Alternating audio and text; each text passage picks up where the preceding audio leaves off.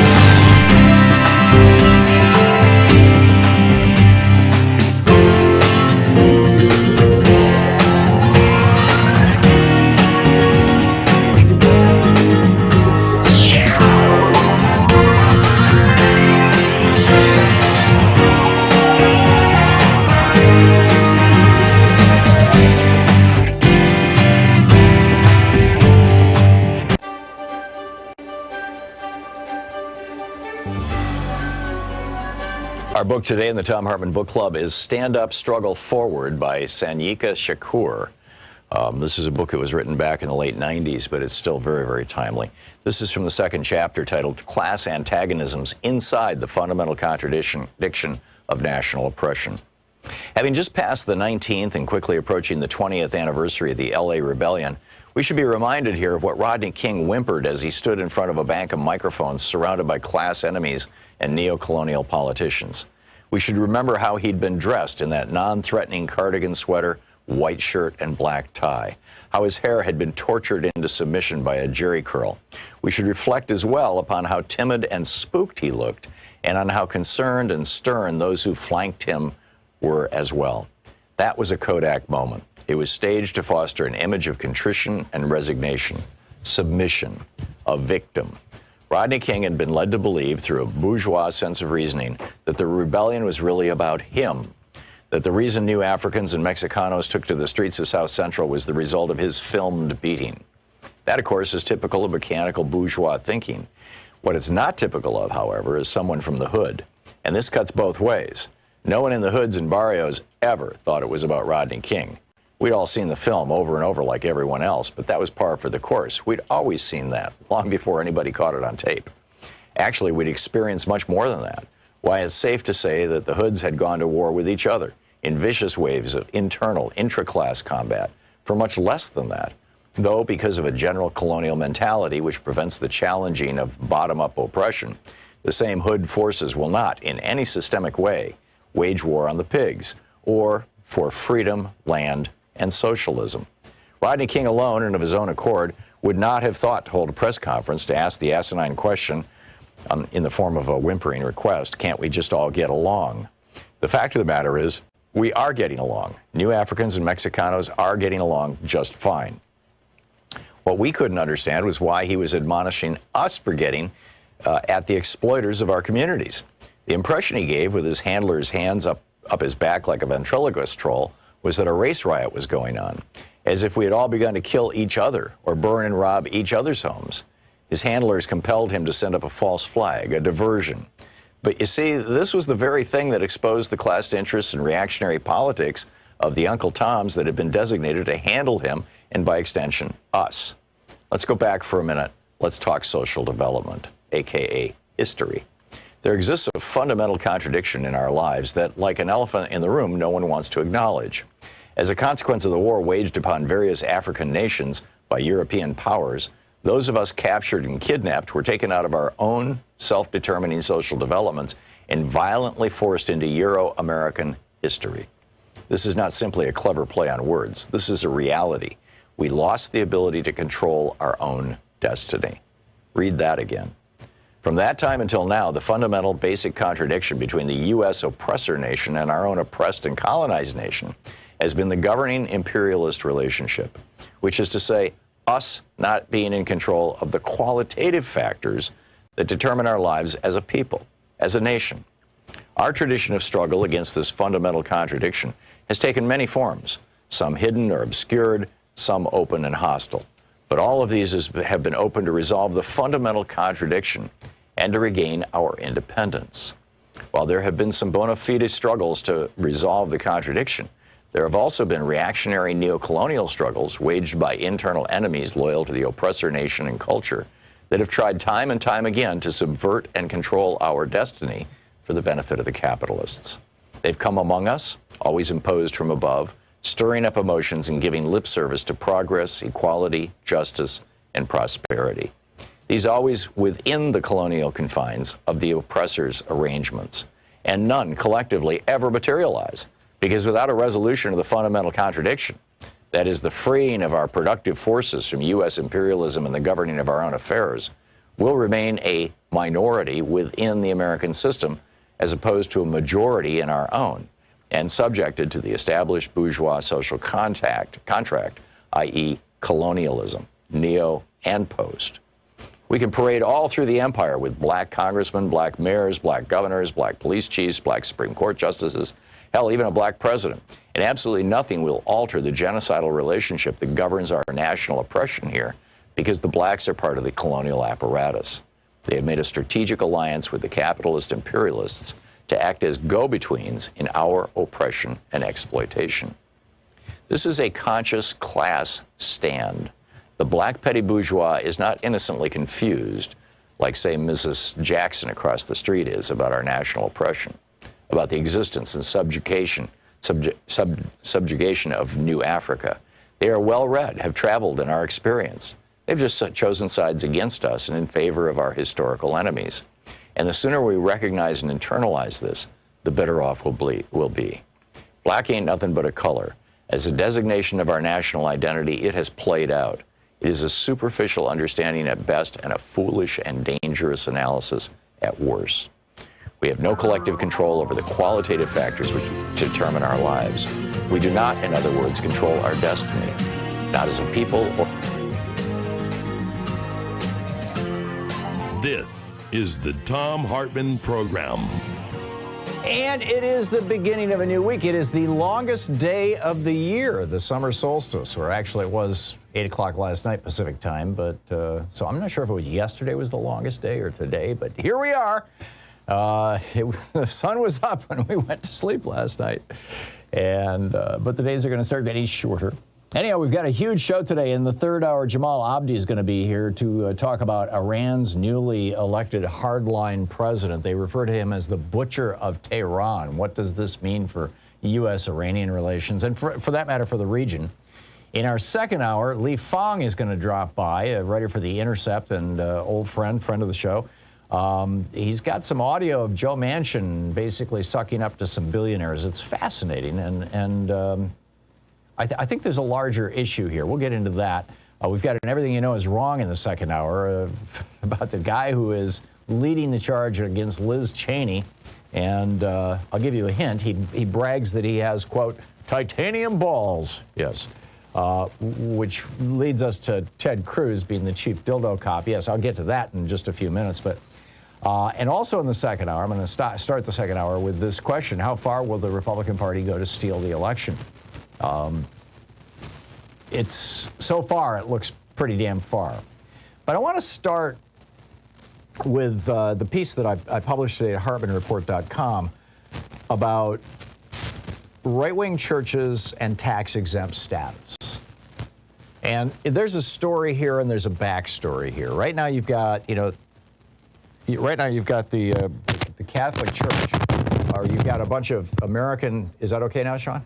Yeah. Right now you've got a bunch of American Catholic archbishops who are just, going off on Joe Biden and claiming that he should be forbidden one of the most holy sacraments of the Catholic Church, Eucharist, the Eucharist, what Protestants, well, I'm not, maybe Catholics refer to it as communion too, I'm not Catholic, and saying no to this, and I'm saying enough. There is an extraordinary history here about churches and tax-exempt status and government. And it started in 1954 when the Supreme Court in Brown versus Board of Education reversed their 1896 Plessy versus Ferguson decision. The Plessy decision in 1896 or 98, whichever year it was, that decision established legal apartheid in the United States, separate but equal, that black people and white people should live apart, travel apart, educate themselves apart, everything. And that legal apartheid stood until 1954. When that was struck down by the Supreme Court, whites-only right-wing churches across the country began to loudly protest, as did school districts and counties and whatnot, freaked out that they were next. The integration was coming to them. And God forbid, and even worse, oh my God, my pure little white kids are going to have to go to school with black kids. I mean, this freak out literally echoed across the country. In Prince George's County, Maryland, they shut down the entire school district for a year so that white kids wouldn't have to go to school with black kids. But leading the charge in this massive resistance program were the right-wing churches, including those who were broadcasting on television and on radio and publishing tracts, pamphlets and things. And so in response to this, a coalition of Republicans and Democrats, and frankly, there were, at that point in time, this was in the 1950s, this was 1954, most of the progressives in Congress were not Democrats, they were Republicans, weirdly enough. And so this coalition of Republicans and Democrats passed an amendment to the U.S. Tax Code that said that any nonprofit organization, including churches, that, quote, is carrying on propaganda or otherwise attempting to influence legislation or intervene in, including the publishing or distributing of statements, any political campaign on behalf of or in opposition to any candidate for public office, end quote, would lose their tax-exempt status. It would just be gone. And so in 2008, and the churches, largely complied with that until the Democratic Party nominated a black man for president in 2008. And it was 1954 Brown v. Board all over again. The all-white right-wing churches, instead of calling it massive resistance this time, they called it Pulpit Freedom Sunday. And in 2008, the Sunday before the election, we had the first Pulpit Freedom Sunday where all white churches across America preached against electing a black man as president of the United States. They did it again in 2010 on September 26th. That was Pulpit Freedom Sunday in 2010, where again, right-wing, all-white churches preached against Barack Obama and the Democratic Party and defied the IRS, said, we challenge you to take our tax-exempt status. And, Obama wasn't looking for fights, particularly around race, and so he just kind of let it go, which, in retrospect, I think was a huge mistake, but, he let it go. Meanwhile, you had Republicans who literally since the Reagan administration had been steadily, year by year, budget by budget, defunding the Internal Revenue Service to the point that just in the period from 2012 to 2020, you had 1/3 of all IRS agents got laid off or retired and were never replaced. They had cut $500 million out of the IRS's budget for enforcement. So, basically the IRS was like, it's no big deal. In my article, which I published at HartmannReport.com, and also I published it over at Daily Kos today, I tell the story of meeting Pope John Paul II and going up to Castel Gandolfo, and Louise and I getting a private tour around the Vatican from one of the Pope's assistants. And just you know, the absolute power that you're confronted with when you meet a head of state. And it turns out the Vatican, I didn't, you know, I was not that knowledgeable before I went and met the Pope. But the Vatican is not only a member of the United Nations, it's not only a nation itself, but they also sit on, or at least they did at the time, I'm not sure if they still do, but they sat on the UN commission or council or whatever it's called that oversees women's issues, things like birth control, right? So, and you know, the Pope has this incredible power. I mean, he could just literally say, and this ran through my mind when I was sitting there. I mean, Louise and I sat like, you know, 20 feet from the Pope for an hour and a half, and then later had a private audience with him. And it just, you know, it occurred to me that, and here he is sitting on this giant golden throne, and behind him is this 10-foot tall statue of St. Peter with the keys to the kingdom of heaven and the book in his hand. And it occurred to me that if he simply said, kill all the Muslims, it would turn the world on its head. Right? This is a guy with the power to literally change the world. There's a massive power. And I tell also the story of when I was down in Bogota, and I've told this story on the air before, where we met the Archbishop of Bogota. They had offered, I was doing international relief work at the time, and they had offered us some you know, basically it was a Catholic monastery down near Medellin that we were going to convert into basically a homeless shelter. And when we got down there, we discovered that there had been a massacre and a bunch of nuns had been slaughtered, and it was right in the middle of a war zone over drugs and the Medellin cartels and all this kind of stuff. And so we met with the Archbishop to say, you know, thanks, but no thanks. And Elizabeth, the woman who was with me, who was lived in Colombia and spoke Spanish and English and German, was you know, worked with this organization. She said to the Archbishop, why don't you just, you know, offer a dispensation to the pharmacists and retailers here in Colombia so that they are, you know, because at that time you couldn't buy condoms in drugstores or retail stores. And it wasn't because it was against the law. It was because the people were scared of going to hell for selling them. So anyhow, she said, and this was causing this explosion of street children. And so she said, why don't you just create a special dispensation? And he turns on me, because he wouldn't look at her, and starts pounding his fist on his throne, and he's got his finger in my face, yelling at me, you know, this is all women's fault. Eve was the original deceiver. She deceived man, you know, the first man, Adam. Women know when they're fertile. They've got to be chaste. It's up to them. And, you know, it's like, it's really all about power. Here in Portland, just a little while ago, a Catholic priest did an exorcism to remove the Black Lives Matter stuff from Portland. You know, the Associated Press did an article about it.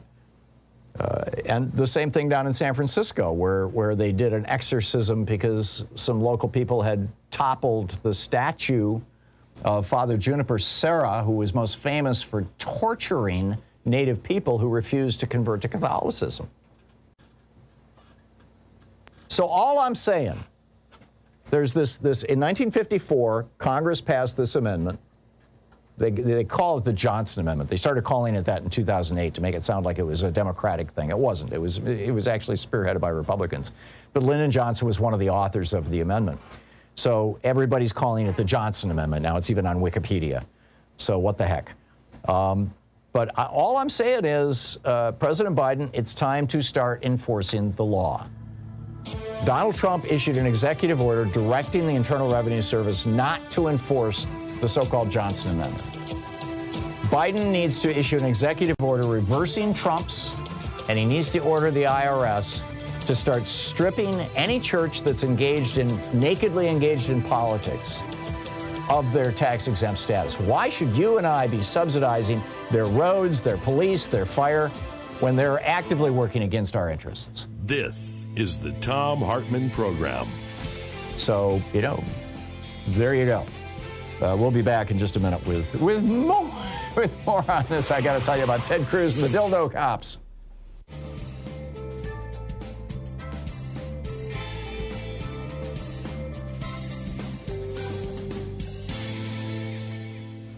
And welcome back. Boy, what a day, huh? What an amazing day. Ethan in Cuffington, Kentucky. Hey, Ethan, what's on your mind today? Thanks for watching Free Speech TV. Ethan? Yes, sir. Sorry about that. That's quite all right. What's up? Yeah, I was just calling because I was watching Tucker Carlson and how he was floating that conspiracy theory about the FBI's involvement in the Capitol riot. Right. And now he's like backpedaling. But because he basically said all the the police were letting them in. There was FBI, there was military involvement, and but he failed to mention, well, that happened during the Trump regime, and those military and law enforcement that were involved, those were Trumpist MAGA cultists. So well, and they didn't let them in. I mean, there is one video of what looks like a police officer pulling back a barricade and letting people in. So there may have been, a couple of cops who figured out what the hell. Right. Well, there was definitely cops involved in that were sympathetic. Yeah, I agree. And that's what happened. It wasn't the cops, but here in Oregon, we had a Republican state legislator who, did this whole video thing to people saying, if you just, text me at this particular number, I'll let you know when I'm going to open the door. And he let people come into the Oregon State House, and they were rampaging through the halls. I mean, they weren't smearing feces on the walls like they did in Washington D.C., but it was close. And they were looking for Kate Brown, our governor. And God only knows what they wanted to do with her. He got kicked out of the legislature for this, but. Yeah, I saw that. And also, I believe that people like Marjorie Taylor Greene and Boebert are complicit in that. I wouldn't be surprised if they tried again. Well, I'm wondering what happens. Bringing guns into the Capitol. Yeah, well, we know now of 5 people who had semi-automatic weapons inside the Capitol on January 6th. Thank God none of them were discharged, outside of the one police officer's gun. But yeah, we know about that. But I want to know what happened to the videotape, the internal videotape in the Capitol that would show which Republican members of Congress were giving guided tours to these insurrectionists. It's inquiring minds. Go ahead. I'm a veteran myself, and I'm from Kentucky, and I've watched the QAnon stuff. In fact, I've been following it since the start. I knew from the beginning it was a bunch of bogus. It's just a psyop propaganda for Trump. Yeah, basically. I mean, they worship him. They think he's the reincarnation of King Cyrus. I know. I've seen Judge Janine say that. Yep. No, they've got this whole elaborate epistemology or theology, around it that, King Cyrus wasn't a Jew, but he protected the Jews during, during the, I guess it was the 40 years, or maybe even before that. But, you're absolutely right. And they're calling Trump. I think they're going to try it again. I think they're going to try again. I think it's there's no doubt in my mind. Of the beer hall putsch. Yeah. Yeah, no, you're right. We're recycling Germany in the 1920s. People think we're Germany in the 1930s. No, we're Germany in the 1920s. Hitler was put in prison for trying to overthrow Bavaria, and then he came back. And that's what Trump is trying to do. Ethan, thank you for the call. It's great to hear from you. 21 minutes past the hour. We'll be right back.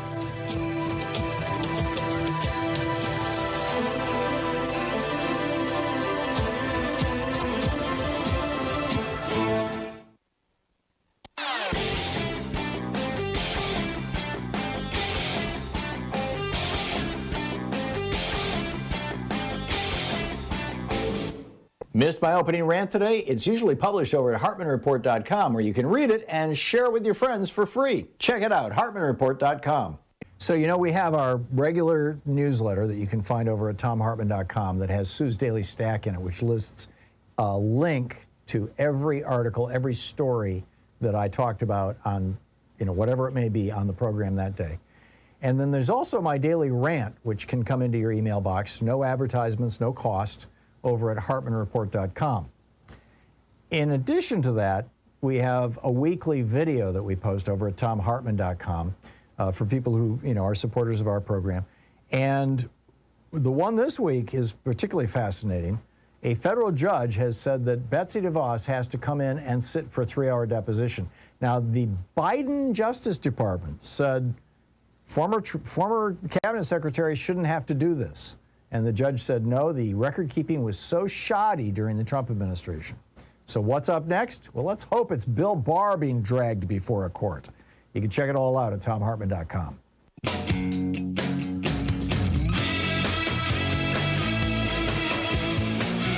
Welcome back. Thom Hartmann here with you. And crazy alert. This is on Wednesday. This is the headline over at Daily Kos. Annie Ellie for Moran Bet Her Democrats posted the headline. On Wednesday, you'll only need 5 adult toys to violate Texas law. It used to be 6, apparently. And there's a story behind this. It's totally bizarre. This is in 2016. Joanne Weber, a 43-year-old mother of 3 and former 5th grade teacher, was arrested in, I'm sorry, this is Dateline 2016. She was arrested back in 2003 after selling a sex toy to an undercover police officer during a gathering of adult couples at her home, similar to a Tupperware party. This is in a Fort Worth suburb. That went before the U.S. District Court of Appeals, and a 3-judge panel ruled that this law violated the 14th Amendment privacy rights. So the Attorney General at that time, Greg Abbott, appealed this to the full appeals court, and his Solicitor General, a fellow by the name of Ted Cruz, wrote an 83-page brief arguing that the U.S. Supreme Court, quote, has never suggested that the substantive due process doctrine ensures of individuals' ability to stimulate their genitals in ways that are neither connected to procreation nor associated with any particular lifestyle. Shannon Watts tweets, did you know Texas bans the possession of or promoting the use of more than 6 dildos, but is going to allow civilians to carry hidden loaded handguns in public places without a permit, background check, or training? Make sense? Well, no, but Ted Cruz defended this ban in Texas. He said it protects public morals. It discourages prurient interests in sexual gratification. And in doing so, the state has a vested interest in discouraging autonomous sex. When asked, well, what about Viagra, Ted Cruz said, oh, that's a different thing. That's not a device. Right. So, you know, Ted flees to Cancun during is that the law in Cancun? Is that why Ted went there? So what's next? Sex toy licenses in Texas? If so, if you have to get licenses for your sex toys, the way, you know, you can get a concealed carry permit for your gun, you can use gun licenses in Texas to vote. Can you use your sex toy license to vote? And this guy who is challenging Liz Cheney, I'll tell you the whole story about him in the next hour, but he's claiming that he has titanium balls. Is Ted Cruz want to confiscate those? And is it 6 toys per person or per house where you start breaking the law? Are they going to have airport scanners, using airport scanners at the Texas border now, looking at people's luggage? Got any sex toys in there? How about open carry? Let's pass a law in Texas to open carry your sex toys. Oh, poor Ted. Poor Republicans. I mean, you know, this is the bottom line. This is what they're left with. You know, the right-wing churches and the right-wing politicians preaching against Democrats and trying to outlaw sex toys, and it's just like, you know, public morality is like suddenly their business. It's amazing. So what do you think about the so-called Johnson Amendment, and whether this should be enforced? Sean just broke down laughing. Yes. There's so many double entendres here. I'm so sorry. We will be back with your calls after this. It's 27 minutes after the hour. You're listening to the Thom Hartmann Program. Call 202-808-9925. Speaking the truth, the multinational corporations, and apparently Ted Cruz would really rather you didn't know all about. Thom Hartmann with you. Stick around.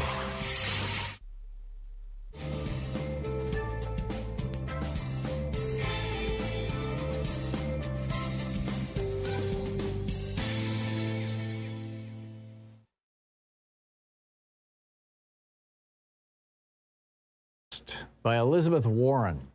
And this is from the first chapter. I'm starting on page 13. It's kind of the end of the introduction, which is titled, "You Don't Get What You Don't Fight For." She says, and the headline there, the subhead is, "What do you bring to a knife fight?" Elizabeth Warren writes, "Nothing we do will be easy. No one with power will give it up readily. Our battles will be hard. Sometimes we'll find ourselves in a knife fight and we'll need our sharpest weapons. But more than anything, the toughest fights will demand that we bring our whole selves. We must bring energy and determination. We must bring clarity of purpose and a richer understanding of our common goals. We must bring a deep down commitment that will sustain us even when the fight looks impossibly hard." This book is not a campaign memoir. It's not a rehash of big public events. It's a book about the fight that lies ahead. It's about the plans we need, no surprise there. And it's about much more than plans. It's about the passion and commitment that underlie those plans and the human connection that will keep us in this fight until we see real change. I write knowing with absolute certainty that if we fail to make major changes, we will plunge our nation and our planet into an abyss from which we cannot escape.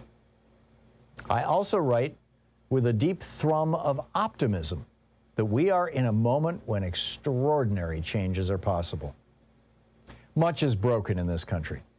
More than 74 million Americans voted to return Donald Trump to the White House, even as he left our government, our reputation, and even our faith in each other torn and ragged. In January 2021, his followers stormed the Capitol in an effort to stop the peaceful transition of power that has been a hallmark of our nation from its creation. But even in the darkest hours, I have never stopped believing in the strength of our democracy. Even when hatred has flared and hissed, I have never stopped believing in our capacity to create a better country based on the values we share. I believe right down to my toes that we can build a nation that expands opportunities, a nation that works, not just for the rich and powerful, but for everyone. As I lay sleepless under the covers on election night, I thought about why the fight for change matters so much to me.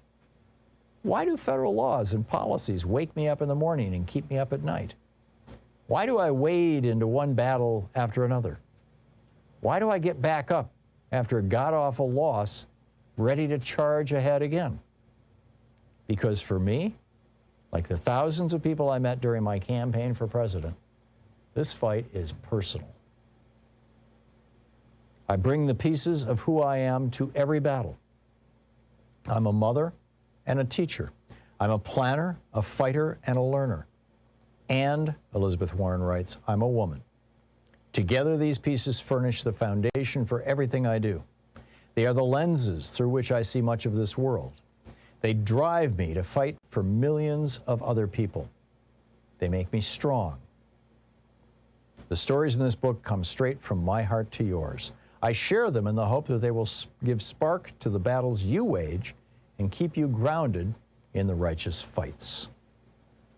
And then we go to chapter 1. This is where the book kind of formally starts, titled A Mother. I first walked into a classroom as a bona fide teacher in September 1970, and by January or so, I was settling in. The butterflies I'd felt in the first few weeks were gone. I'd figured out lesson plans, figured out the supply closet, figured out parent conferences, the drop-offs and the pickups, and figured out the pecking order in the all-important teacher's coffee room. I was a first-year teacher at Riverdale Elementary School in Riverdale, New Jersey. I loved these children, and I loved this work. Finally, here I was, 21 years old, doing exactly what I wanted to be doing. I grew up in Oklahoma, the baby girl in a family of boys. Like every other girl I knew, I was sure I would go to high school, learn to drive a car, get married, and have kids. I knew the plan. Living that plan was what it meant to grow up. But I had one more part to my plan, to teach school. Since second grade, I'd wanted to be a teacher. When my teacher, Mrs. Lee, had put me in charge of extra reading practice with a handful of second graders, I was hooked. There would be no stopping me. For years, I lined up my dollies, Terry, Lee, Susie, Sammy, Tammy, Nursey, Lady, the storybook dolls, and all the rest, and taught school for hours and hours. Of course, Sammy was always the bad boy, and the storybook dolls were empty-headed, but I wasn't discouraged. I kept right on teaching. The road had been bumpy. My mother didn't want me to go to work. Just marry a man who's a good provider, she said. We didn't have money for college. College is for other people, she said. I found out a way to go to college anyway, but I got married at 19 and dropped out. I always knew you would, she said. Found a commuter college I could afford, but my husband got transferred before I could graduate. The book Persist by Elizabeth Warren.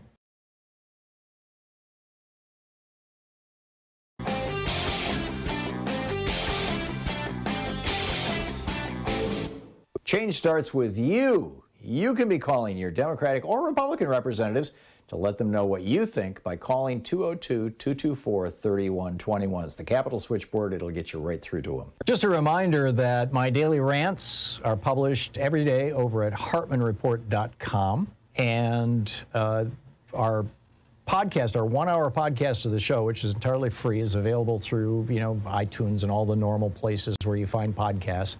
Cut down of our show. And that we post a weekly video over at thomhartmann.com. And the one this week is about seditious conspiracy, U.S. Code 2384.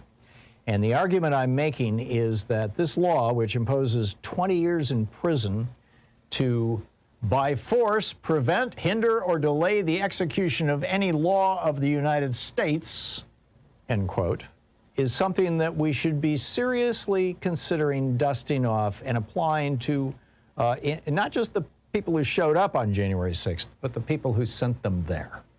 Check it out, thomhartmann.com.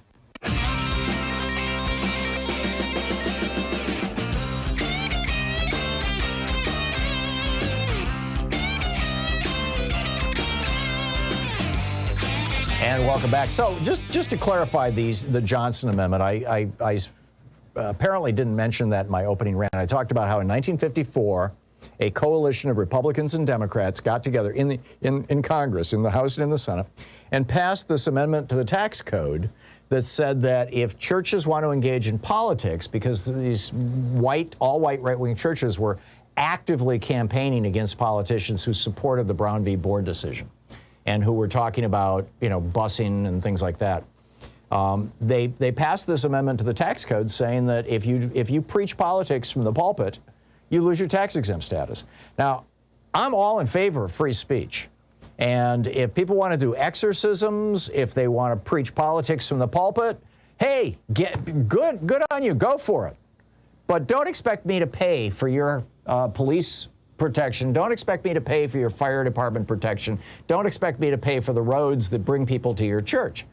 Pay your damn property taxes. It's like, why do we have to subsidize this?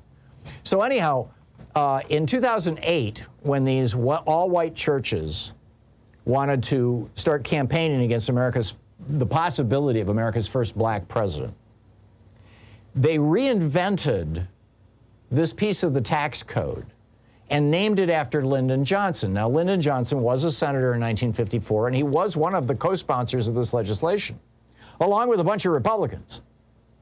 But they literally invented this phrase in 2008. I don't know if Frank Luntz was involved in this or what, but they literally invented this phrase, calling it the Johnson Amendment. No, it's got nothing to do with Ted Cruz and sex toys. It has to do with losing your tax exempt status if you're a church and you're preaching politics. And they called it the Johnson Amendment to try to make it seem like Democrats were trying to shut up churches. This is all Democrats' fault. And then they had these, the massive resistance campaign, which I told you about, and also they have these pulpit freedom Sundays the Sunday before. Well, they've been doing it the Sunday before every election since 2008, where they openly preach politics from the pulpit. This is not limited to the Catholic Church. Now, I acknowledge, spirituality, I believe, is a good thing. I think even some organized religions generally are good things. I think they satisfy a deep need that human beings have. I'm not opposed to religion. I'm not opposed to spirituality. I'm not even opposed to organized religion, although sometimes they go off the edge. In fact, you know, sadly, it's happening right now. What I am opposed to is subsidizing religion when it becomes political. And I just want to make that very, very clear. And also, you know, give you the history on the Johnson Amendment. Frank in Staten Island, New York. Hey, Frank, what's on your mind today? Hi, Tom. Just a quick question. It generally irritates me when someone says, I'm pro-choice, and they say, no, you're really pro-abortion. It just irritates me completely. So now if the bishops want to deny President Biden communion, let's deny everybody that supports the death penalty communion. Right, which would have, by the way, been Bill Barr, the Attorney General, who executed 13 people in the last weeks of the Trump administration. And you know, the Pope has said that all death penalties are invalid. I mean, this is an official statement from the Vatican that the death penalty should not be, that it is anti-life. And you know, I didn't see Bill Barr being refused communion. It's just, the whole thing is very sad. I know there was a piece in the Times about that the Pope's actually saying to the bishops, hold on about this, don't do this. Right. And then there was a report that 60 congressmen are writing a letter to the bishops to not do this. Yeah, Ted Lieu was tweeting about this. He's Catholic. And this whole thing is insanity. I mean, I don't understand. I really don't understand. I have a friend that's a priest, and he's just so perturbed about this whole thing, saying that it's all politics. Yes. He says that it is. You know, and there are some good progressive Catholics and Catholic priests who are speaking up and speaking out against this within their own church. You know, what's interesting is the Pope is a Jesuit. And I don't know if you recall, this a couple of years ago, one of the previous popes, he had the Jesuits sign some sort of document saying they weren't going to give him a hard time or something like that. Right, they wouldn't try to overthrow his papacy. Yeah, so there are groups that, I mean, I just don't understand this whole thing. It's just insanity. The whole thing is just insanity. I think all they want to do is they just want to give him they want to embarrass him, you know? Yeah. This is, and that's the point. This is about politics, and that's what's so sad about it. That's what's so, you know, profoundly sad about it. Frank, thanks a lot for the call. Laurel in Atlanta. Hey, Laurel, what's on your mind today? Hey, I'm doing okay. I got a question about that Ted Cruz sex toy, you know, if you have them in your house or in your possession. 6 or more, yes. 6 or more. So if I send 6 of the sex toys to Ted Cruz's office, does that apply? Or is it just for residential staff? I don't know if it applies to offices or just your home, and whether you sent them to his office in Texas or his office in D.C. You know, keep in mind this did get overturned by the appeals court. You know. But it's just, you know, the idea that Ted Cruz would write an 81-page brief trying to get this before the Supreme Court, the right of Texas to ban, you know, to put a suburban mom of 3 in prison for selling sex toys in a Tupperware party kind of environment in her home is just, and can you imagine how humiliated she must have felt being busted and having it on the front page of the newspaper, and then having Ted Cruz ride in on his high horse? It's amazing. It's amazing. That might be a good, you know, that could be a new sex toy, Ted Cruz's high horse. Oh, jeez. It's double entendre day. It's national. Okay. Thank you very much for the call. Good to hear from you, Laura. Kevin in San Pedro, California. Hey, Kevin, thanks for listening to KPFK. What's up? Hey, good morning. Hey, one of the things doing away with the Johnson Amendment would allow churches to run unlimited dark money through the churches. That's correct. You can, and you could set up your Church of the Phallic, be the only member there, and then just funnel money from corporations, the Koch brothers, everybody through there. You know, it wouldn't surprise me if some of that is already going on. The Family, if you've read Jeff Charlotte's book, The Family, and there's also a 4 or 5 part documentary on, what is that, HBO, Sean, or? It might be Netflix. I'm in it, actually. You know, you know, his documentary on this group which owns this building on C Street where a bunch of Republican politicians live, and organizes the National Prayer Breakfast, and lobbies for legislation, they are incorporated as a church. And so I think that the dystopia that you're identifying, Kevin, is already happening. And the one thing that I didn't even get to in my op-ed, in fact, I should probably edit it to add it in, is that there's probably 1,000, I don't know the exact number, but there's probably in the neighborhood of 1,000 religious broadcasting, radio stations across the country. And you tune into these religious broadcasting, groups now, and you've got right-wing pastors openly preaching politics on the radio. And these radio stations are run as nonprofits, as 501c3 nonprofits to promote religion. And these pastors are pitching for money, and they're all 501c3, and we're subsidizing the whole damn mess. So. Yeah, Tom, I'll take the rest of this off there. I've got to go. Okay, Kevin, good talking to you. Thanks for the call. Paul in Shelton, Washington. Hey, Paul, what's up? Hey, Tom. In Australia, they fine people for not voting, but I don't think that would fly in the U.S. But how about if we amend SB 1, the For the People Act, to pay those who participated in the primary election in 2020 $200 and $300 for the general election. That would make it eligible to be passed under reconciliation, and it would also make it very tough for Joe Manchin or anybody else to want to be against it, because their voters would benefit from it. Yeah, actually, it probably could be passed by reconciliation. I'm pretty sure Obamacare was passed by reconciliation. Yeah. But the problem is the Supreme Court would immediately strike it down as a violation of your First Amendment right of free speech, which has been and behavior, which has been interpreted to be your right not to involve yourself in politics as well. But you're right. In fact, in many countries around the world, you have mandatory voting, and it's usually enforced with a tax. Paul, thanks for the call. It's going to take a lot. It's going to take a lot to bring this country back to sanity. 45 minutes past the hour.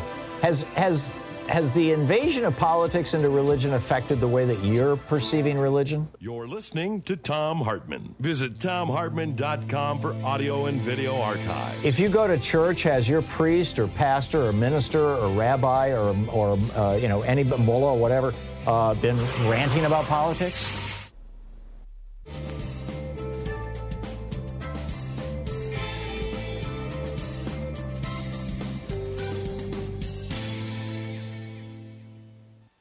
And welcome back.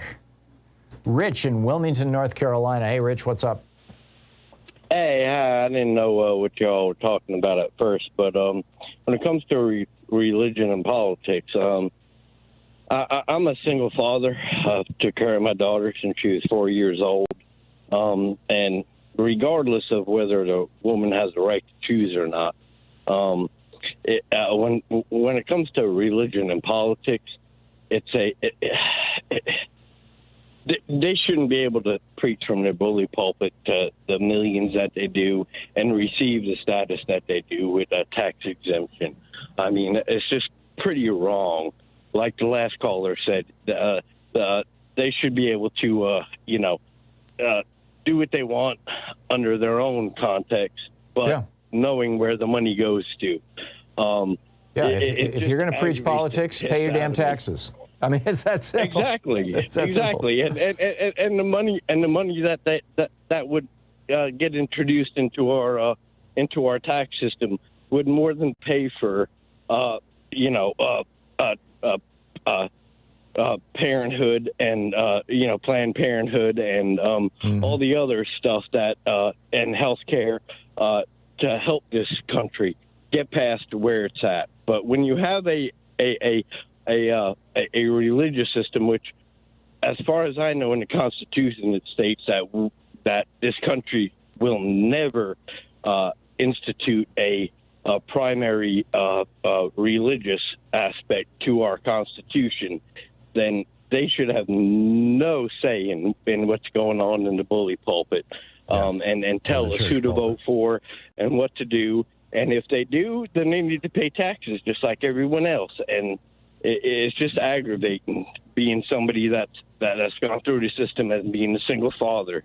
Yeah, for and paying your own 13 taxes, I'm years. guessing, Rich. Exactly. Yes, and then trying to fight the system in order just to even get a basic, a basic needs met for my child.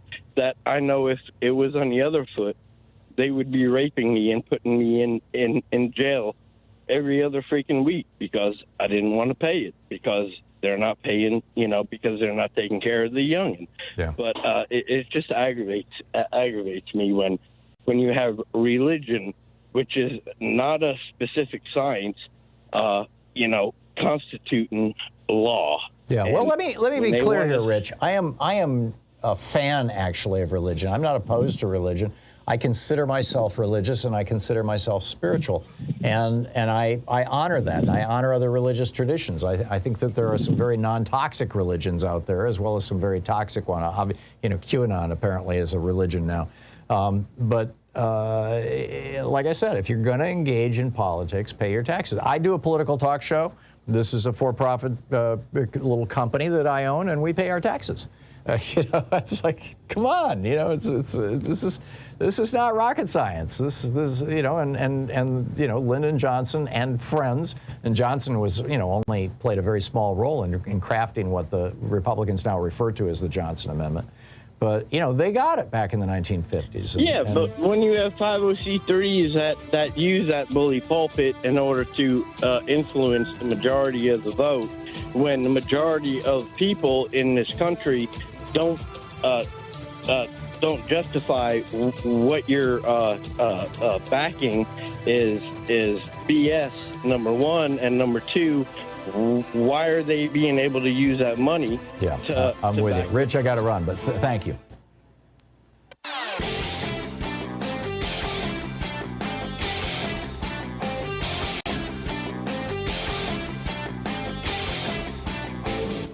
Our 1-hour free podcast recaps our show, and it's available wherever fine podcasts are found. And we have the full 3-hour podcast available over at thomhartmann.com if you want to really support our program. So the Republican Party has sold themselves all the way back to the 60s, really, as the serious party. We're the party of issues. We take stuff seriously. We have serious policy analysis. We have serious constitutional analysis. We are serious about the economy. We have all these think tanks, Heritage and Competitive Enterprise and Cato, and we've got the Federalist Society finding serious judges that we can put on the federal bench. And in response to 4 dead Americans, they got real serious. 5 House committees, 2 Senate committees. They created a separate House Select Committee for 4 dead Americans. That was Benghazi. Thousands of hours of testimony. The Secretary of State testifying for 8 hours straight. But when 5 people die at the Capitol, not so much. Got a new video about it over at thomhartmann.com.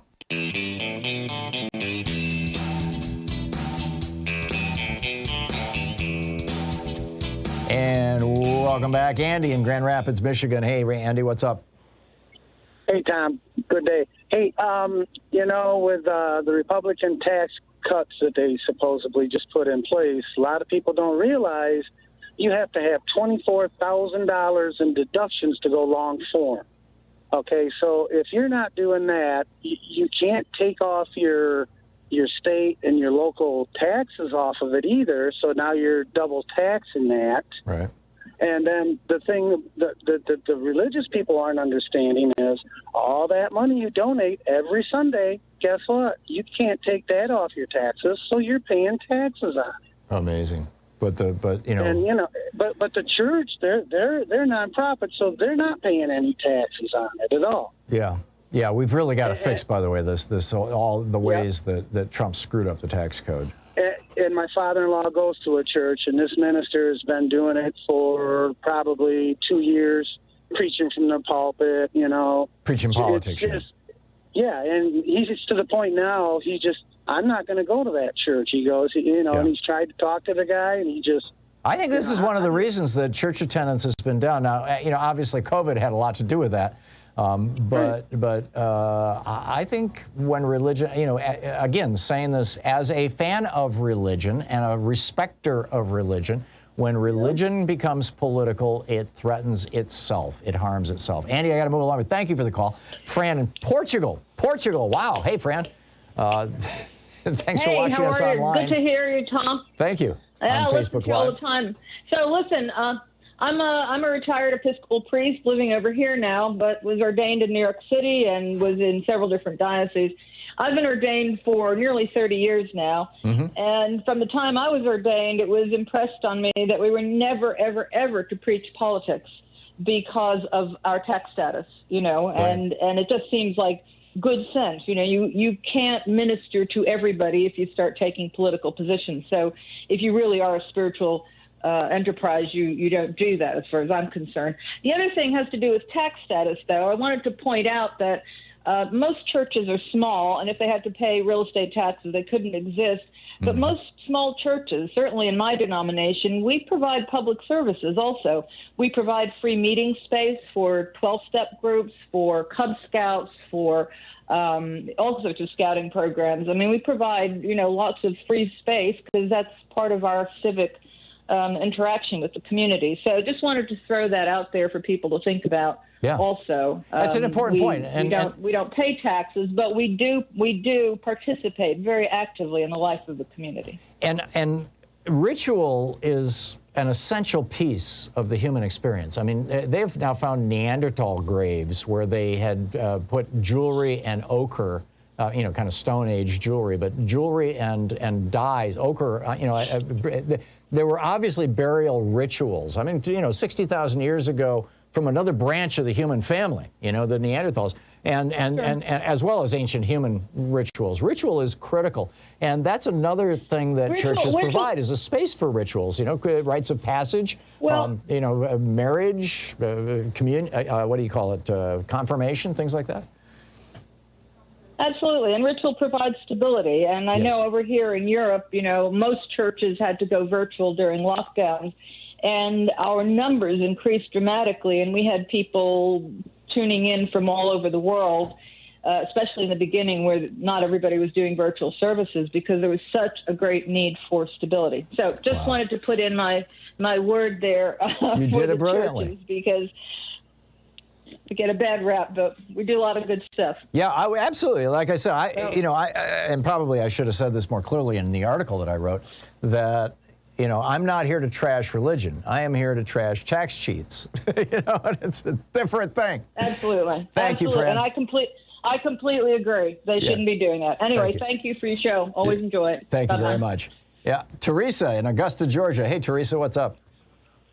Hey, I find it really strange that the right wing preaches about big government and the fact that the government shouldn't regulate this, regulate that. But then I think about when I read the Constitution, I understand that there's a definite separation of church and religion. You have the right to participate in any religion you choose, but the government is not allowed to designate any type of religion. You're right. It's in the Constitution in 3 different places. Yeah, okay. Then how can the government make laws based on religious beliefs and it be legal? That's a good question, and one you should take up with the Supreme Court, by the way. Yeah, I know. They really need to get their act together. You can't just say, this is against the Constitution or this is what's in the Constitution. Then you can ignore and legislate like abortion. You can legislate who can get married. It's really stupid. I have no problem with religion. I've been a Baptist all my life. I have no problem with it. Yeah, I get it. Teresa, thank you. Thank you very much for the call. Yes, and there's so much more to this. So how far will the Republican Party go to steal the next election? I'll tell you all about that right after the break. And the guy leading the charge against Liz Cheney. Stick around. You're listening to Thom Hartmann.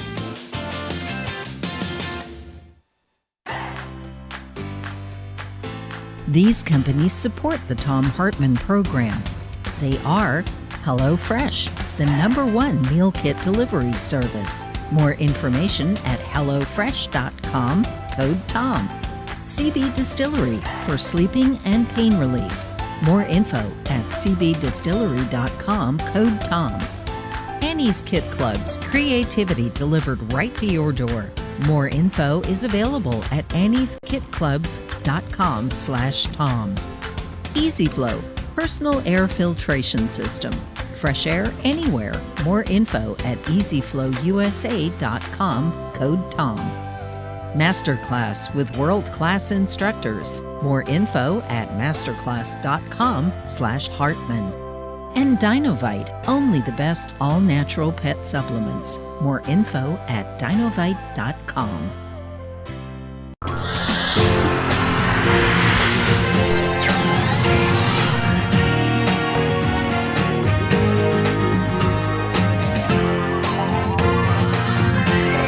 We say fight back!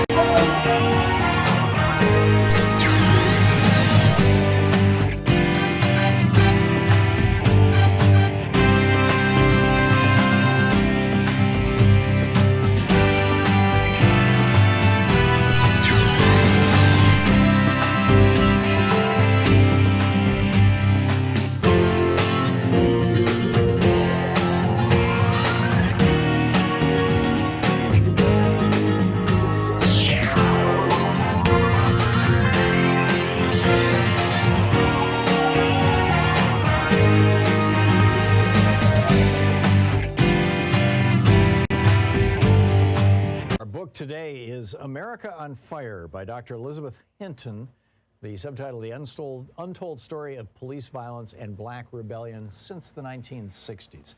I'm reading from the introduction. On a cold Monday at the start of February, Joseph McNeil, Franklin McCain, Ezell Blair Jr., and David Richmond sat down at a whites-only lunch counter at Woolworth's in Greensboro, North Carolina. A waiter refused to serve the young men and suggested they order takeout instead. The four North Carolina A&T students remained at the counter. The store manager approached and asked them to leave. Still, they did not move. A police officer arrived, slapping his nightstick in his hand in an attempt to intimidate. Rather than allow the students' offense against Jim Crow to continue, the manager of the store closed the store for the day. 24 black students returned on Tuesday. Over 50 black students and 3 white students participated in the sit-in on the next day, Wednesday, February 3rd, 1960. News of the protests spread, and soon the sit-in movement had expanded to 55 cities and 13 states. By April, over 50,000 students were involved.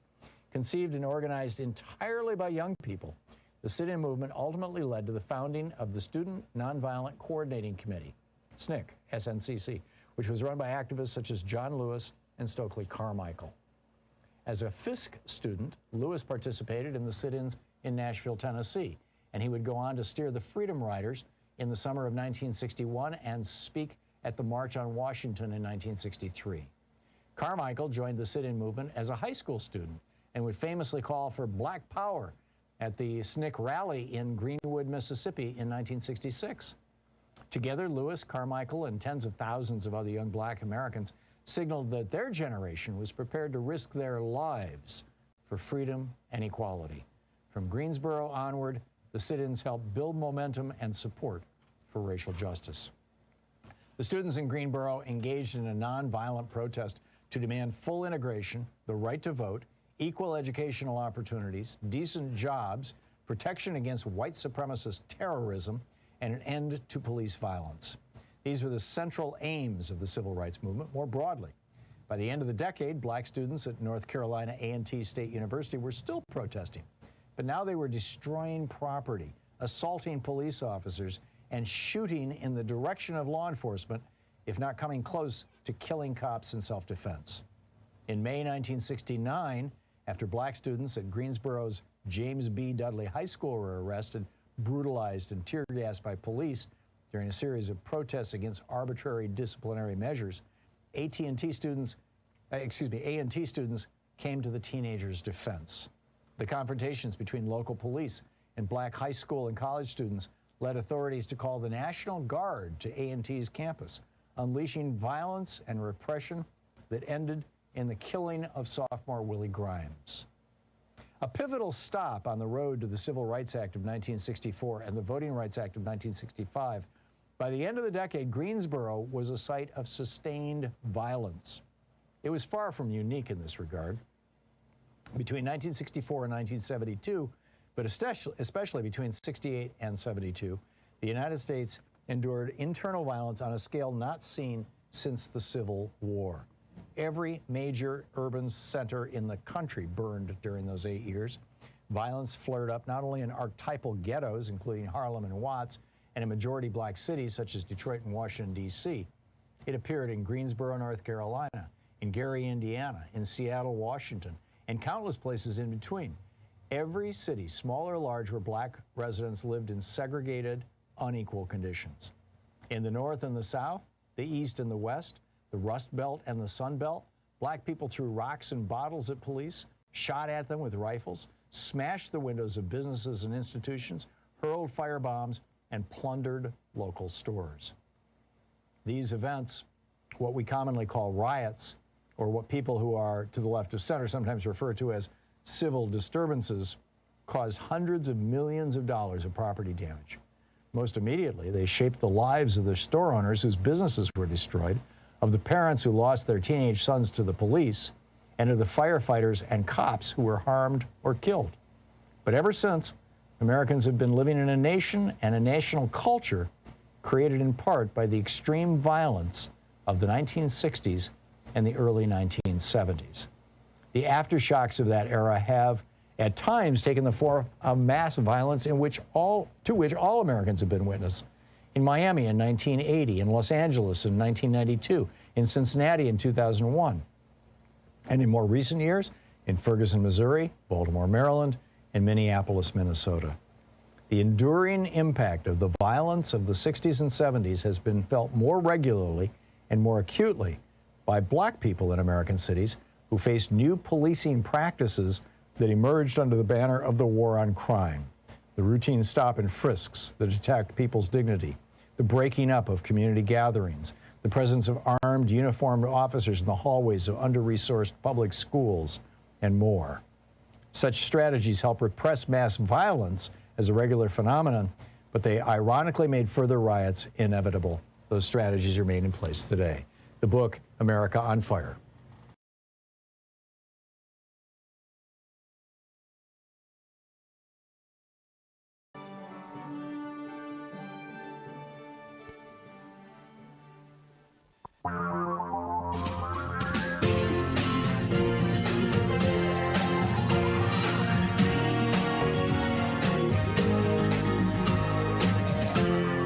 This is the Thom Hartmann Program. So our question for this hour, how far will the Republican Party go to steal the 2022 election? And, you know, the bottom line is that they will do a lot, and they are doing a lot in state after state after state. This corrupt Republican Party, the wholly owned division of corporate America and billionaire America, they've basically dropped all pretense of having any kind of governing philosophy other than deregulate business, cut taxes on rich people, cut taxes on big corporations. You know, they serve the oligarchy, or they serve the process of transforming America into an oligarchy. And we'll be talking a little bit more about this with reporter Lee Fang from the Intercept at the bottom of the hour here, right after the bottom of the hour. But this is troubling. I mean, they've got this new shtick, you know, that critical race theory. Oh my God, you know, they're trying to teach white people to be embarrassed about being white people. No, that's not what critical race theory says. Sorry. And Ted Cruz, you know, it's to make little white kids feel inferior or feel, you know, embarrassed. No, but of course they're lying through their teeth. I mean, back in the 1960s, the Republican Party was all hysterical about people smoking pot and being against the Vietnam War and open homosexuality. That was a big phrase for the Republicans in the 60s. In the 70s, they were freaking out about black people protesting police violence, the so-called cities on fire, right? Every single one of those so-called riots, every single one, where neighborhoods got torched, every single one of those in the late 60s and early 70s was provoked by an incident of police violence against unarmed black people. 100% of them. But the news coverage and the Republicans, you would think it was just black people behaving badly. And Richard Nixon incorporated this into his Southern strategy in 1972. He doubled down on it. Again, in 1968, he doubled down on it in 72 in that election and won by a landslide. He got white people out to vote for him like there was no tomorrow. And then through the 80s, you had the Republicans working as hard as they could to destroy labor unions and freaking out some more about black people. 1988, George W. Bush running his Willie Horton ad, "Black people are coming to get you and your wife." And then in 1980, of course, when Reagan was elected, he flipped the entire Republican Party. The GOP, prior to 1980, had been pro-choice. And Reagan flipped them in 81 to being entirely in favor of forced pregnancies. And then the 90s came along, and the GOP, the Republicans, were hysterical that Bill Clinton might have had sex with a consenting adult in the White House who wasn't his wife. Oh, my God. Impeach him, spend $74 million investigating, published a huge, but what they were really doing at the same time was they were deindustrializing America. This happened mostly in the 90s. We lost 50,000 factories, not 50,000 jobs, 50,000 factories in the 90s. Most of them went to China and Mexico. And this was a process that had been worked out during the Reagan and Bush administrations. They revived the General Agreement on Tariffs and Trades, the GATT, and then used that to create the World Trade Organization. And they negotiated NAFTA. It wasn't passed until Bill Clinton became president, and it was an idiot move on his part to do it. But, this was a Republican process. And why did they want to deindustrialize America? Why was the Republican Party so enthusiastic to send 50,000 factories overseas? Because it was part of their campaign to kill the unions. Manufacturing jobs in America were largely union jobs. Don't forget, when Reagan came into office, 1/3 of the American workforce was unionized. Today, it's 6% in the private economy. It may even be down from that now. It's what COVID has done to that. So anyhow, that was the 90s. Then in 2001, Osama bin Laden came along and said, if we attack America, it's going to cause George Bush to go all nuts. He's going to turn America into an authoritarian state. He's going to bankrupt the country. He's going to start war. Bin Laden predicted it all. And Bush did it, like as if he was following a playbook. Yes, let's have 2 multi-trillion-dollar wars. We spent something like $5 trillion now in Iraq and Afghanistan. And we didn't even get a lousy T-shirt out of it. And there's millions of dead human beings as a consequence of it. Also, that George W. Bush could get himself reelected in 2004. He had declared in 1999 that if he became president, he was going to, well, in fact, I've got Cindy Sheehan talking about it here. Can you get the 360 up? Here you go. As a matter of fact, in interviews in 1999 with respected journalists and longtime Bush family friend Mickey Herskowitz, then Governor George Bush stated, "One of the keys to being seen as a great leader is to be seen as commander-in-chief. My father had all this political capital built up when he drove the Iraqis out of Kuwait, and he wasted it. If I have a chance to invade, if I had that much capital, I'm not going to waste it. I'm going to get everything passed that I want to get passed, and I'm going to have a successful presidency," end quote. And her son Casey went off to that war and was killed. This is a mourning mother. So that was the first decade of the 21st century. The second decade of the 21st century, which just ended, at the end of last year, saw the Republican Party openly embrace fascism with Donald Trump and going after black people and Hispanics and, rapists and muggers and S-hole countries and all this kind of stuff. And now in Arizona, you've got Republicans openly in defiance of federal law. The federal law says that ballots and machines and voting machines, this is from the Help America Vote Act, George W. Bush's 2002 legislation. The Help America Vote Act says that it is a crime. It is a felony crime. You can go to prison. If you're an election official and you distribute and you share those ballots with somebody who's not authorized to have them, or those voting machines, and you've got, this QAnon company in Arizona, and now they've taken a bunch of the machines up to a cabin in Montana to deeply inspect them. I mean, down in Florida, you've got Republicans who are running ghost candidates. It looks like they've won three different statewide or state campaigns, state Senate, state representative down in Florida, by putting up somebody. Say the Democrat is named Garcia, and the Republican is named Smith.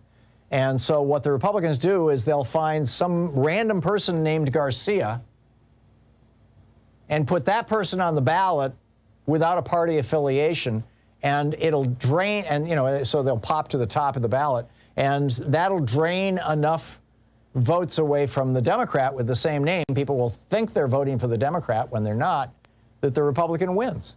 This is, by the way, illegal. There have been a few people arrested around this. And now we have 14 states that have passed laws making it harder for young people, older people, the Social Security voters, black people, low-income folks to vote. And you've got similar legislation pending in 30 states.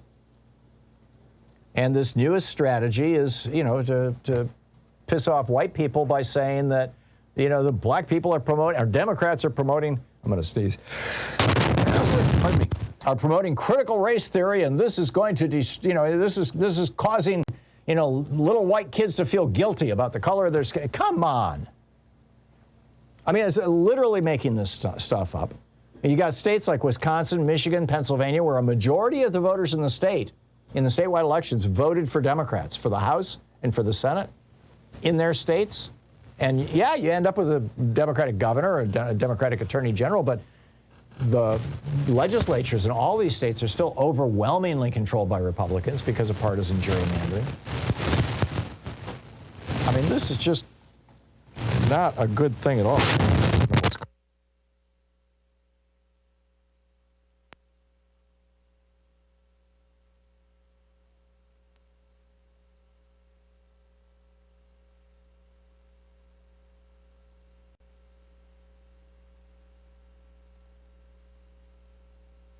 Oh, I did. There we go. Okay, I'm sorry. I vanished for a minute there. I was trying to clean up my oh, it's a long story. Anyhow, I'm back.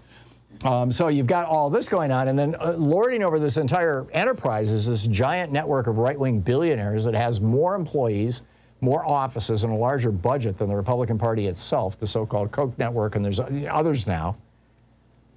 And they don't really care about race or critical race theory, but they're happy to promote this stuff. And the great replacement theory, Tucker Carlson's kind of their spokesperson, to freak out white people to vote for Republican. They've racialized our elections.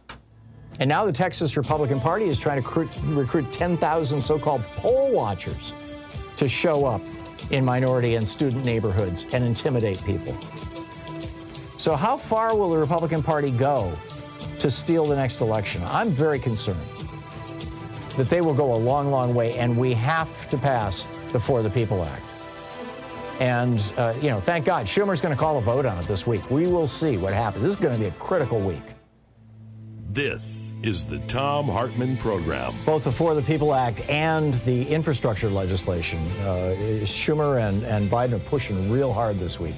So let's see what happens.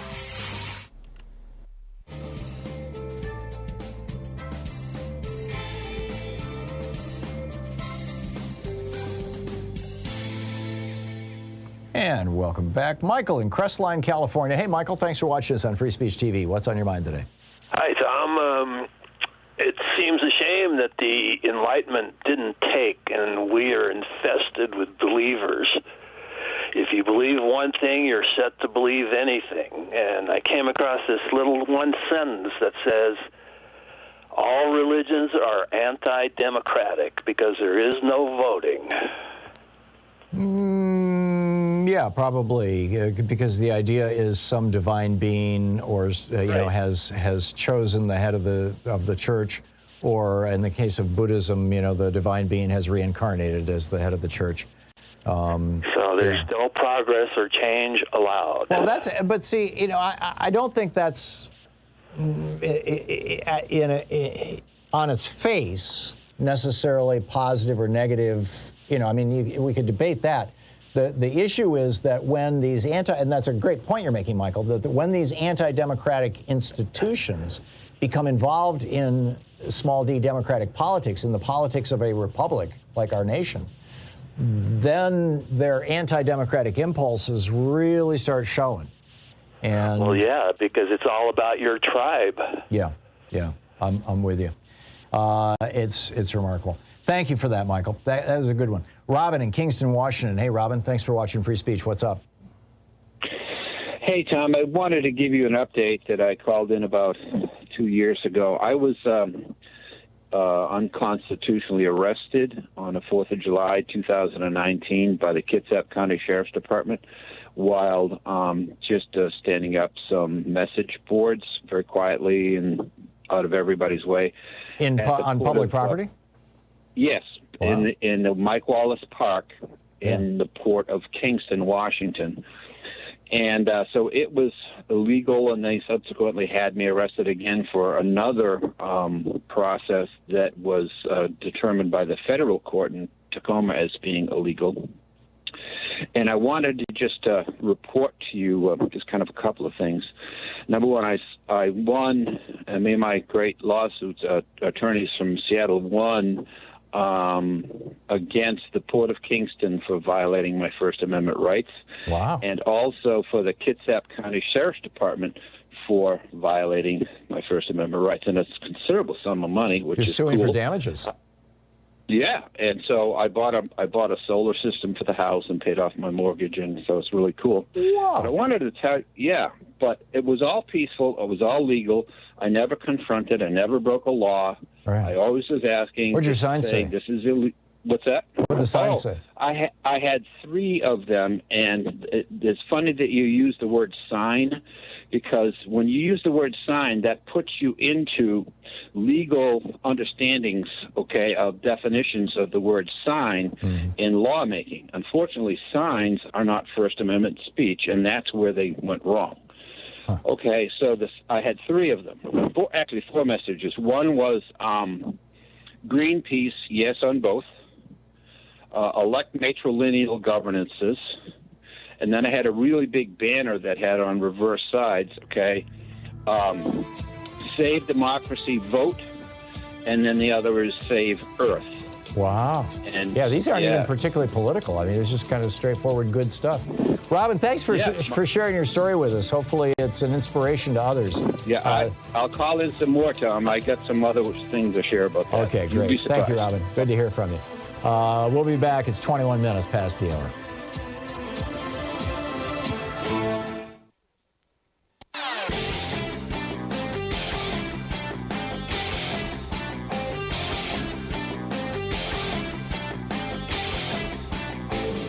Share the Thom Hartmann program with your friends. We're available on SiriusXM, Free Speech TV, Pacifica, commercial stations nationwide, YouTube, Twitter, Facebook, on the Thom Hartmann app, and you can even tell your smart speaker to listen to the Thom Hartmann program.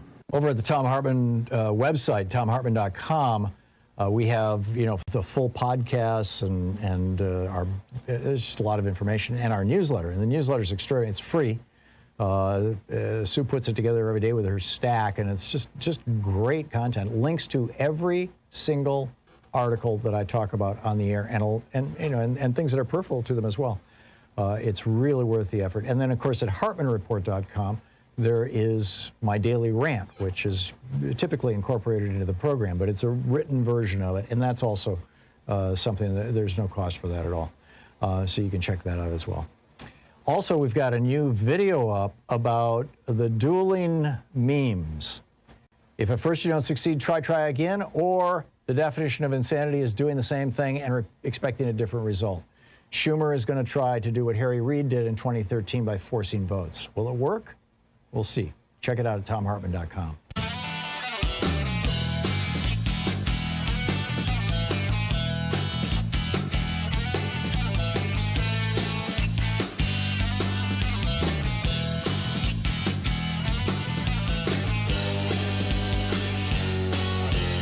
And welcome back. 22 minutes past the hour. Thom Hartmann here with you. And let's see here. Oh, the man leading the charge against Liz Cheney. I had promised you that.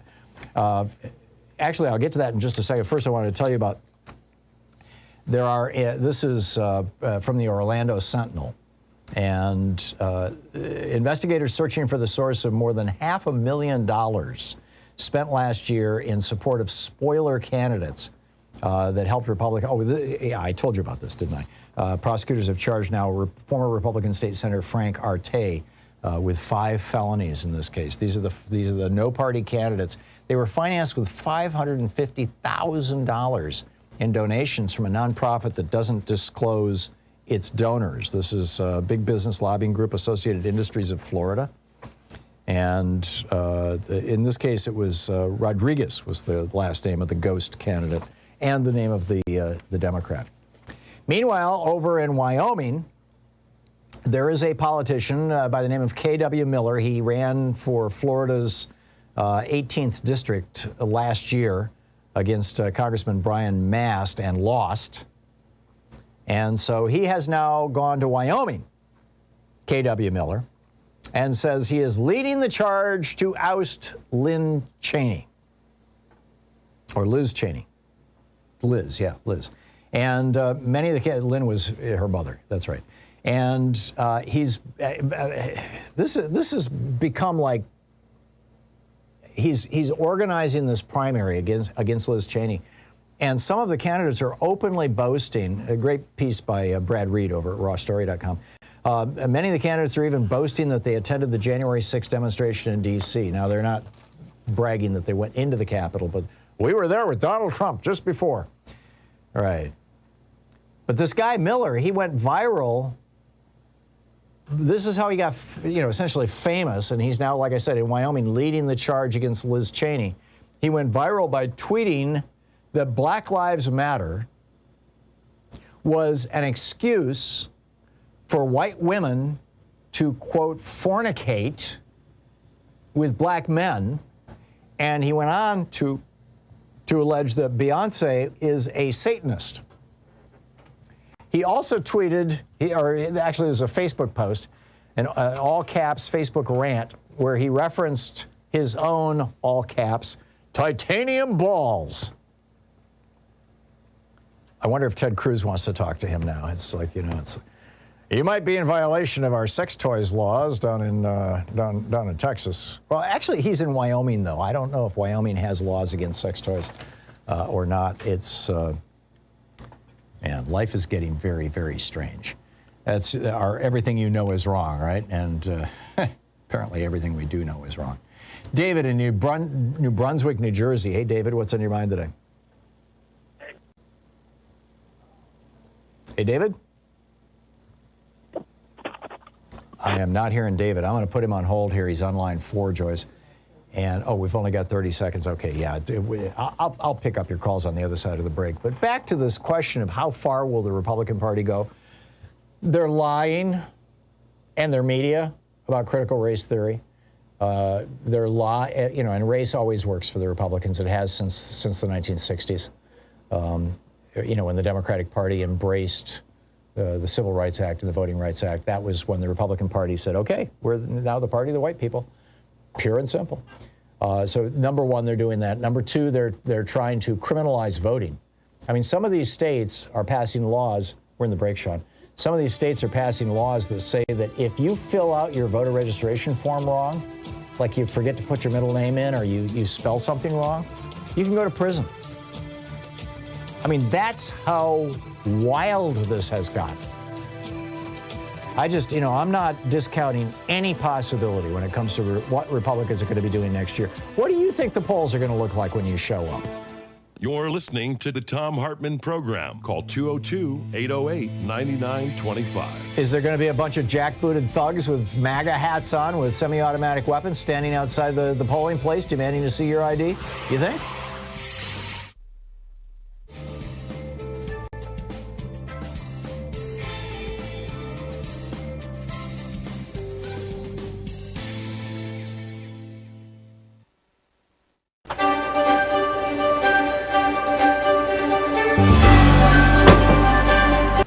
Today's book in our book club is The Hidden History of the War on Voting, Who Stole Your Vote and How to Get It Back, by this guy, Thom Hartmann.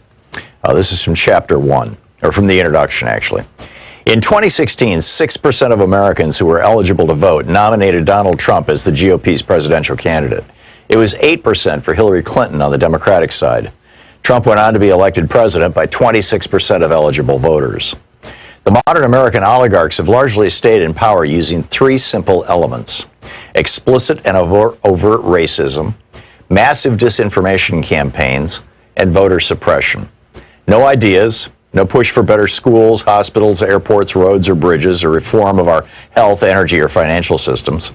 No promise of more and better jobs. None of these staples of past presidential campaigns can be found in pretty much any Republican advertising today. Instead, the public Republican message is all about race, or the subset of race, religion. Muslim stands in for brown Arab in GOP speak, and immigration, aka brown people from south of our border, and socialism. Meanwhile, Republican secretaries of state across the nation are vigorously purging voters from the rolls. Over 17 million, more than 10% of America's active voters, in just the 2016-2018 period, according to NBC News. After the After the 5 Republican appointees on the U.S. Supreme Court gutted the Voting Rights Act in 2013, 14 GOP-controlled states moved within a year, some within days, to restrict access to the vote, particularly for communities of color, students, and retired people. In North Carolina, for example, 158 polling places were permanently closed in the 40 counties with the most African-American voters just before the 2016 election, leading to a 16% decline in African-American early voting in that state. An MIT study found that nationwide, Hispanic voters wait 150% longer in line than white voters, and black voters can expect to wait 200% longer in line to vote. In Indiana, then Governor Mike Pence's new rigorous voter ID law caused an 11.5% drop in African-American voting. Students are suing for their right to vote, and retired people who no longer drive but care passionately about their Social Security and Medicare are being turned away at the polls by the hundreds of thousands because their driver's licenses have expired. The obvious failure of 40-plus years of Reaganomics and GOP policies to maintain a functional middle class in America has been a problem for the modern GOP. In 1974, for example, the GOP had outright control of only 7 states. The message, elect us and we'll help the rich people, just didn't generally resonate with American voters. It's the reason why, outside of the fluke elections of 46 and 52, Democrats controlled the House of Representatives outright for 3 generations, from 1933 to 1996, and controlled the Senate for most of that time. Desperate to win the presidency for the GOP in 1968, Richard Nixon went so far as to commit treason by torpedoing a peace deal with President Lyndon Johnson that President Lyndon Johnson had worked out with the North and South Vietnamese. According to Abul Hassan Bani Sadr, then president of Iran, Ronald Reagan did the same thing by cutting a deal with Iran whereby they would hold on to the U.S. embassy hostages until after the 1980 presidential election, torpedoing Jimmy Carter's chances of re-election. But in 2000, the GOP changed tactics. After Reagan was almost busted for his part in Iran-Contra, he testified that he had forgotten about details of the program more than 80 times. His growing Alzheimer's spared him an indictment. They realized that getting busted for treason wasn't worth the risk. They needed a plan B, and it was deliciously simple. If most voters don't like what you're selling, then just don't let them vote. Paul Weyrich promoted this idea back in 1980 when he was campaigning for Reagan after co-founding the Heritage Foundation. And indeed, many Republican luminaries, such as William Rehnquist, who went from serving the GOP by standing in polling places and intimidating Hispanic and Native American voters in the 1960s to becoming Chief Justice of the Supreme Court, rose up through the ranks by participating in Republican-run voter intimidation schemes. Voter suppression became the foundational go-to tactic for the GOP in 2000. Although the GOP attacked Democratic presidential nominee Al Gore with smear and innuendo, ridiculing him for helping write the legislation that created the modern internet, for example, the main thing that got George W. Bush into the White House was voter suppression. His brother, Florida Governor Jeb Bush, and Bush's Secretary of State, Katherine Harris, threw somewhere between 20,000 and 90,000 African-American voters off the rolls. They were able to get the vote close enough. The 5 Republican appointees to the Supreme Court functionally awarded Bush the presidency. The BBC covered this in 2001 in 2 major investigative reports that were seen all over the world, except on any American media. By 2016, the Republican Party had fine-tuned its voter suppression and intimidation systems to the point that they ran like well-oiled machines in nearly 30 states. Between the 2012 and 2016 presidential elections, for example, Ohio had purged more than 2 million voters from its rolls, the vast majority, more than 2 to 1, in heavily African-American and Hispanic counties. The 5 Republican appointees on the Supreme Court ruled in 2017 that they could keep it up. And other states have since adopted their new tactic of caging voters. The book, The Hidden History of the War on Voting, by me.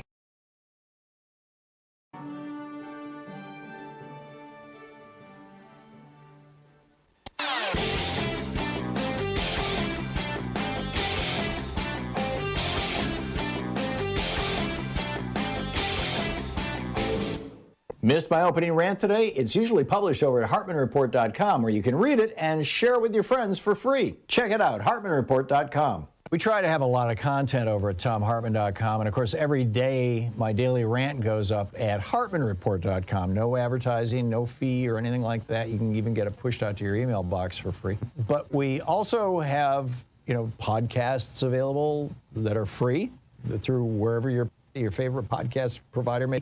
Or the full 3-hour program. It's a 1-hour podcast, the one that's free out there. There's also the 3-hour podcast available at ThomHartmann.com. And we have a special video this week for supporters of the Thom Hartmann program. It's over at ThomHartmann.com about the 62 worst members of the U.S. House of Representatives and Josh Hawley in the Senate. These are the people who voted against the COVID-19 Hate Crimes Act, which passed the Senate and the House overwhelmingly. But these 62 members of the House did what is just awful. You can check it out at ThomHartmann.com.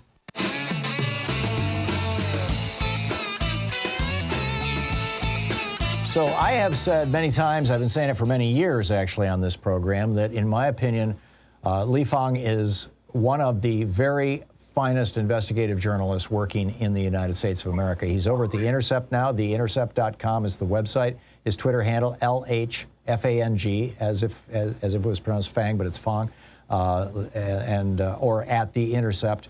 Fang, welcome back to the program. Lee, tell us about this leaked audio with Joe Manchin and No Labels. First off, what is No Labels? Tom, thank you so much for having me. It's good to be on the show again. We published this audio that we obtained exclusively last week, and it's a Zoom call. It lasted about an hour, and it was hosted by No Labels. This is an organization that was launched about 10 years ago by Namesake Jacobson, very powerful political player in Washington. And the group has very laudable goals on paper. It's against partisanship and polarization. It tries to bring both parties together for more working across the aisle.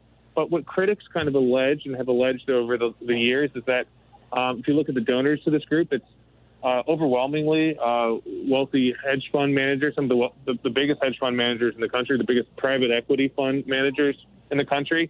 And the type of bipartisanship that they seek is the consensus around preserving tax cuts or preferential tax treatment to these types of leading lights of Wall Street, of the finance industry. And they have funneled tons of money into elections to moderate Republicans and conservative Democrats, and prevented through aggressive advocacy on Capitol Hill any effort to claw back the filibuster, any effort to pass progressive economic legislation. So this group sponsors this call, and Joe Manchin shows up. Tell us what happened. Well, all eyes in Washington are on Joe Manchin. He kind of has the keys to the rest of the progressive legislative landscape because it's a very closely divided Senate, and he is seen as the deciding force both on whether the filibuster should be reformed and how infrastructure that bill will be passed. Will it be passed through reconciliation with only Democratic votes, 50 votes, or will it be a bipartisan bill and therefore clawing back some of the biggest provisions of that proposal, taking away some of the tax hikes on private equity, on hedge funds, and of course, with the filibuster comes the rest of the Democratic agenda, whether that's voting rights, civil rights, other reforms that have been proposed. And Manchin has not really said much publicly about where he stands. What's interesting about this hour-long call with donors is that he provides more clarity on his thinking, more specificity on where he stands on these issues than he's ever given before in the public. So, he's giving in the public, he's been vague. He hasn't really described where he stands on all of these issues. But in private, he's going provision by provision, explaining where he stands, telling them that he will give the exclusive on his particular objections, and he will provide it to these donors. So what specifically? So here's Joe Manchin talking to billionaire donors and hedge fund guys and whatnot. And what is it? What's the essence of what he said? We're talking with Lee Fang, a reporter for The Intercept. What's the essence of what he said, Lee? Well, here's one example. H.R. 1, the For the People Act, that's the kind of omnibus government reform, voting rights reform, campaign finance reform, gerrymandering reform bill that Democrats have. It's all bundled into one. It's a lot of issues that's been talked about over the years, and many say that it has increasing importance given the push on the state level to tighten voting laws by Republicans. Just the previous week, so 2 weeks ago, Manchin published an op-ed in a major paper in West Virginia saying he only opposes this bill because it's a partisan bill. It doesn't have any Republican co-signers. But on this call with donors, he says, look, the actual reason I'm opposing this, it's not just the partisan angle. It's the fact that the bill takes away the power of secretaries of state to purge the voter rolls every 2 years. He says we got to preserve that power. He also says that same-day registration, which many states have now enacted, is problematic because he says that just increases the chance for undocumented people, illegal voters, to vote in elections. And look, there are parts of his state that don't have internet access. If they don't have internet access, how do they verify the names of people who come to vote? So and then he goes on to say, if you listen to the audio, Nancy Jacobson, folks on this call, I will send you a detailed list of my other objections. So he's listing his objections and being very detailed there. But if you listen to his speeches, when he goes on the radio, when he wrote that op-ed for his hometown paper, he doesn't list any of that. He doesn't say any of that. So it's now one of the you get two. Go ahead. Okay, one of the provisions in H.R. 1 in the For the People Act basically blows up Citizens United. It starts to regulate dark money. It requires disclosure of donors. I noticed I'm on the FreedomWorks email list, the thing that the Koch brothers invented way back in the day. And they're referring to this now as the Corrupt Politician Act. I've been saying for some time we always need to put the word corrupt before Republicans. Well, they're doing the same thing to us. But they're quite hysterical about the fact that the For the People Act will force, will basically out right-wing billionaires, who run this thing, to disclose who they're giving money to and which organizations and which politicians. Is that part of Joe Manchin's objection? Okay, here's the weird part of the call. He says that he actually likes the dark money provisions. He wants more transparency, but he says, why aren't we doing that? But that's actually in the bill. And then he says, what we need to be doing is make sure that we're applying these transparency standards in terms of dark money, not just to businesses, but to unions and to other wealthy individuals. But again, that's in the bill.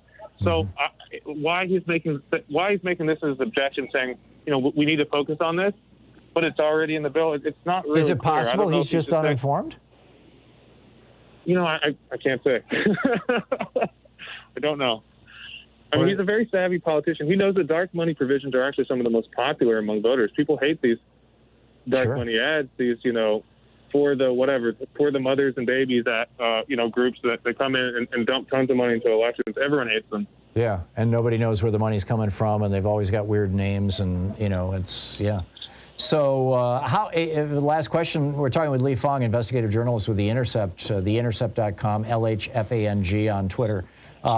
Lee, what, has Joe responded to this Blockbuster article and the audio tape that you put out there yet, or at all? And if so, how? He's responded indirectly, which is after the audio came out, and he said that, he made other announcements to the donors saying that he planned to co-sponsor the John Lewis Voting Rights Reform Act, and then maybe take parts of H.R. 1 and stick it in there, and then pass a far more pared-down bill, which, again, wouldn't actually have the dark money provisions. Right. But then he hadn't announced that publicly. As soon as our audio came out, he then announced it publicly. He started talking about some other filibuster reform ideas. I mean, there's a lot more in this tape that he hasn't commented on even implicitly, but, it seemed to be like, in politics it's hard to show causation. There's a lot of correlation, and the timing is very suspect that he suddenly announced all this stuff right as we hit publish. Right. And if I may, one last question. Do you have any insights into how the Democratic caucus in general is trying to coexist with their members who are essentially openly sold out to big money? Joe Manchin, you and I both know, Lee, is not the only Democratic senator who is in bed with no labels. No, that's right. There are a lot of others. Kristen Sinema in Arizona is another leading kind of no-labels candidate, politician. But, it's hard to say. I think a lot of these lawmakers, even the more conservative ones, if you ask them privately, they don't like dark money. They don't like big money. It's how they have to have these tough elections. It's how these Republican opponents are funded. But they all kind of understand that Democrats do it too. They, both parties do this to an extreme degree. It's kind of part of the game. So, and they're scared of kind of unilateral disarmament. They're afraid that they don't have the tools for re-election. I think a lot of Democrats are privately, if you kind of get them away from the cameras and talk to them on background, they're very conflicted. Yeah, I can imagine. It's a tough time, but if nothing else, Bernie Sanders. I mean, he did a lot too, but Bernie Sanders with his primaries, and for that matter, Barack Obama, proved that you can raise enough money from the grassroots now to launch a serious campaign. So you would think that they'd be ready. That's a good point. Yeah, Lee Fang, theintercept.com. You can tweet him at LHFANG. Lee, thanks so much for dropping by today. It's always great talking with you. Likewise. Take care, Tom. Thank you, Lee. Look forward to the next time. You're listening to Thom Hartmann. Visit thomhartmann.com for audio and video archive. It's 45 minutes past the hour. I'll pick up your calls on the other side of this break. Stick around.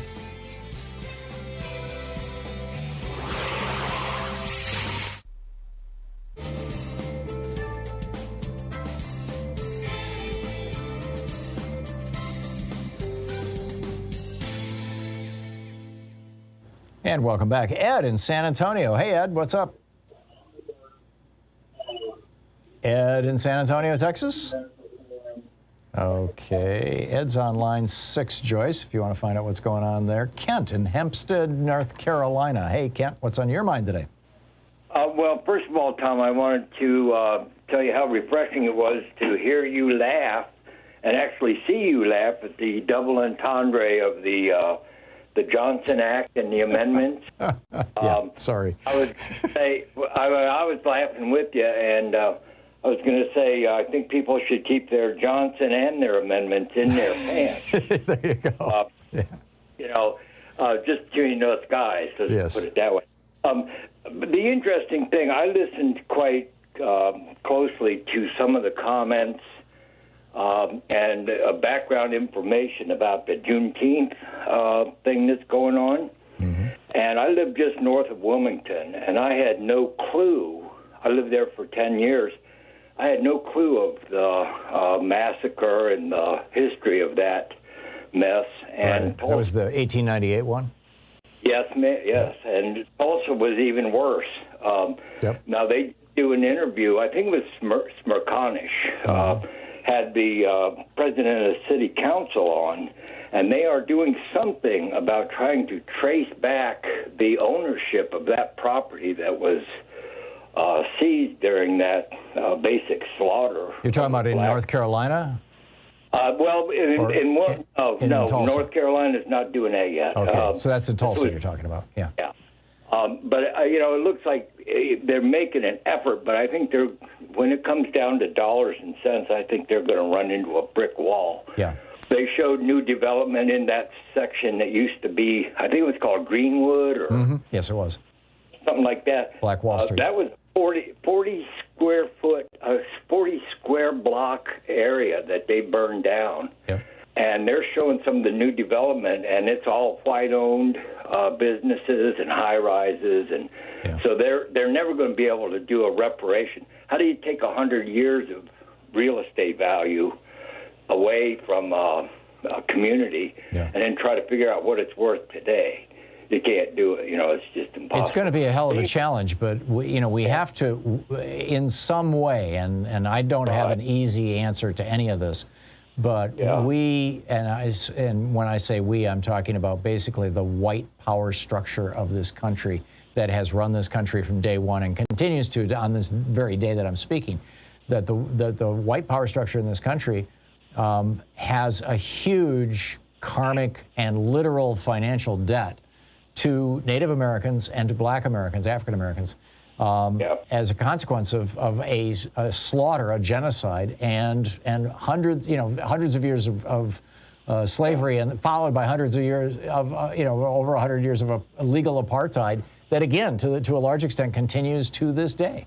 And we've got to clean this up, and we've got to make it right. And like I said, I don't have an easy answer to it, but I think that we're not even having a serious conversation about it in this country. North Carolina just passed a law, I guess it's a state law, and I'm sure that Governor Cooper won't sign it, forbidding the teaching of 1619 in the classroom. Oh, geez. They just did that. I mean, it's just last week. Yeah, this is happening in Republican states all over the country. How dare you teach our children the actual history of the United States? We want to keep them dumb and barefoot and keep the girls pregnant in the kitchen. Yeah, I get it.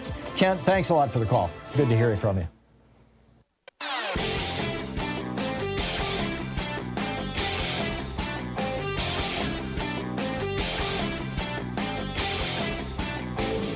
Change starts with you. You can be calling your Democratic or Republican representatives to let them know what you think by calling 202-224-3121. It's the Capitol switchboard. It'll get you right through to them.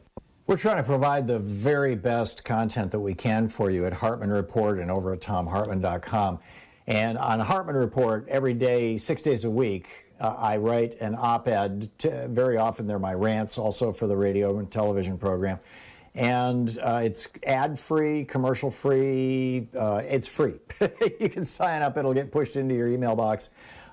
Check it out at HartmannReport.com. And, of course, over at ThomHartmann.com, we have our weekly video that we put up every week that does a deeper dive for people who are members of our program of ThomHartmann.com. And the one this week is about this Special Inspector General for Afghanistan Reconstruction, SIGAR, their new report that almost 20 million Afghans are on the verge of starvation and nobody's talking about it. Check it out at ThomHartmann.com.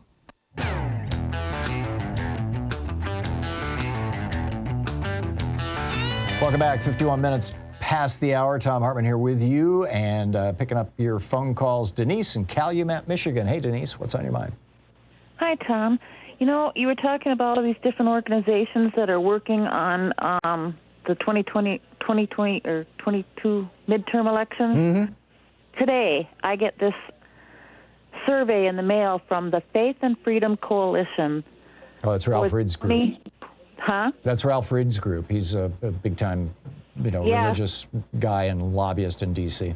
and a multimillionaire. Radical left's assault on Christians and Americans.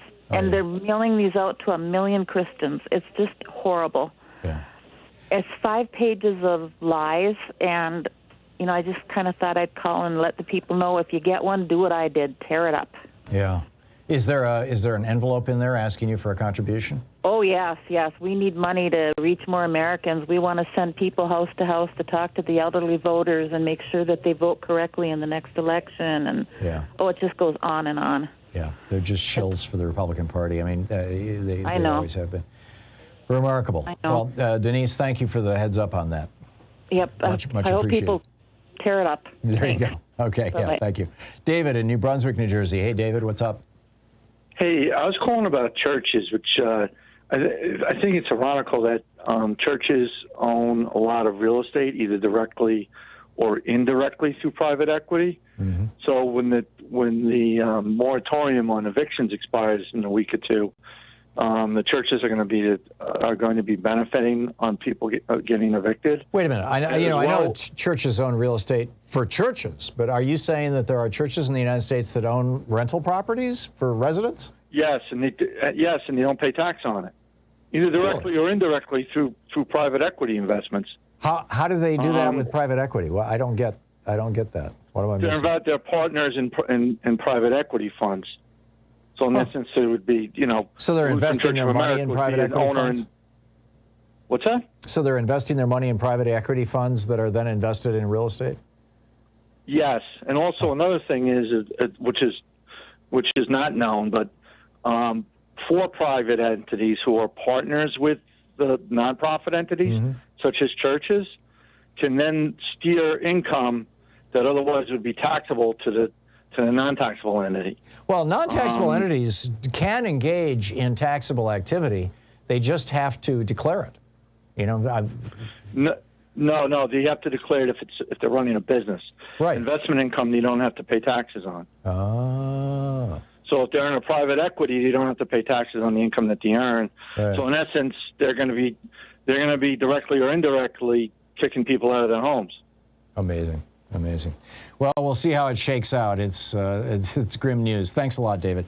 Mark in Sauk City, Wisconsin. Hey, Mark, what's up? Yeah, for the earlier conversation on the dildos, actually send Greg Abbott and Ted Cruz a sex doll, an inflatable sex doll. And I wonder they how many may already have dildos, them. Extra small size for what they need, and for the guy that has the titanium. And now for the guy with the titanium testicles, is he a self-made eunuch then? We were discussing that. They've got these plastic things for dogs that have had their removed, and but titanium would be a little heavy. That would be uncomfortable, I think. It's sad that and for Denise, a recommendation to Denise, if you're getting these solicitation letters, and if it's an envelope, no postage envelope put on, send it back to the groups requesting the donations empty, so they actually pay postage on it. Yeah. Maybe that's. Yeah, it used to be you could attach them to a brick, and they'd end up paying a lot of postage on it. But the post office put an end to that. That was a thing back in the '80s, but no longer. Yeah, it's a sad day when we got anti-Enlightenment politicians, running the Republican Party. That's what we had for the Confederacy, anti-Enlightenment, and that it's a sad day. And kudos to the brother that brought that up. I'm with you, Mark. Thank you very much. Robert in Philadelphia. Hey, Robert, we got just a minute to the end of the hour. You got a quick one?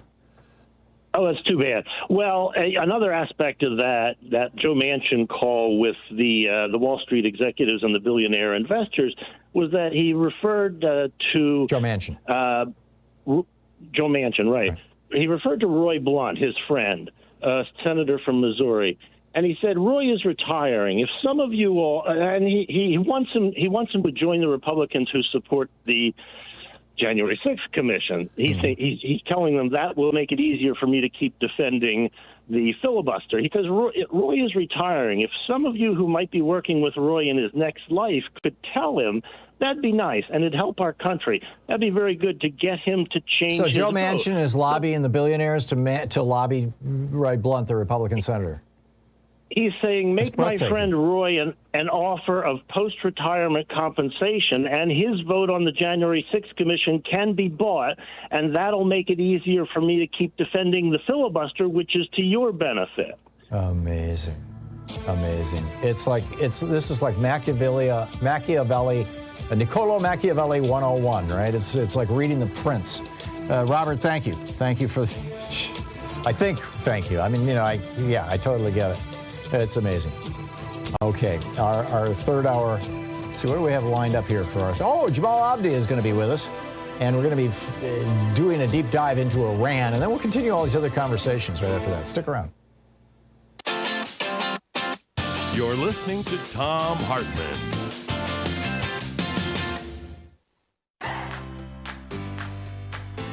These companies support the Thom Hartmann program. They are HelloFresh, the #1 meal kit delivery service. More information at hellofresh.com, code TOM.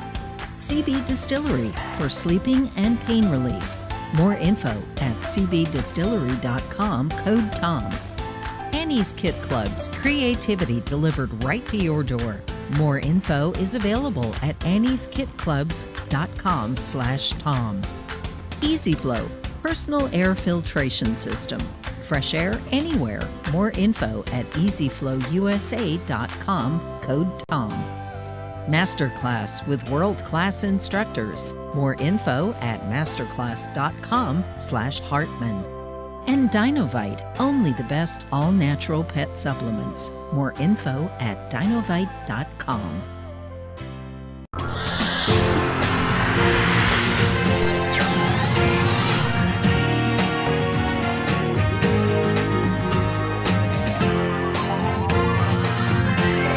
We say fight back!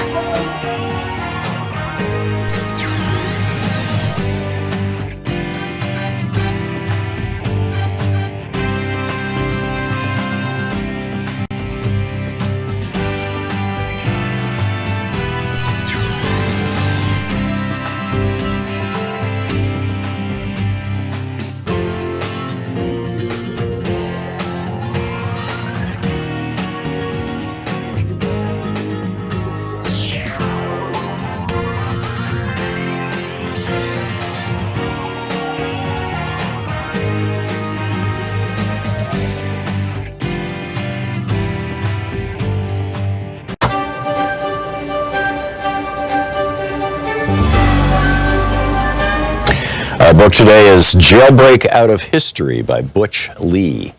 This is from the first chapter, Jailbreak Out of History, Harriet.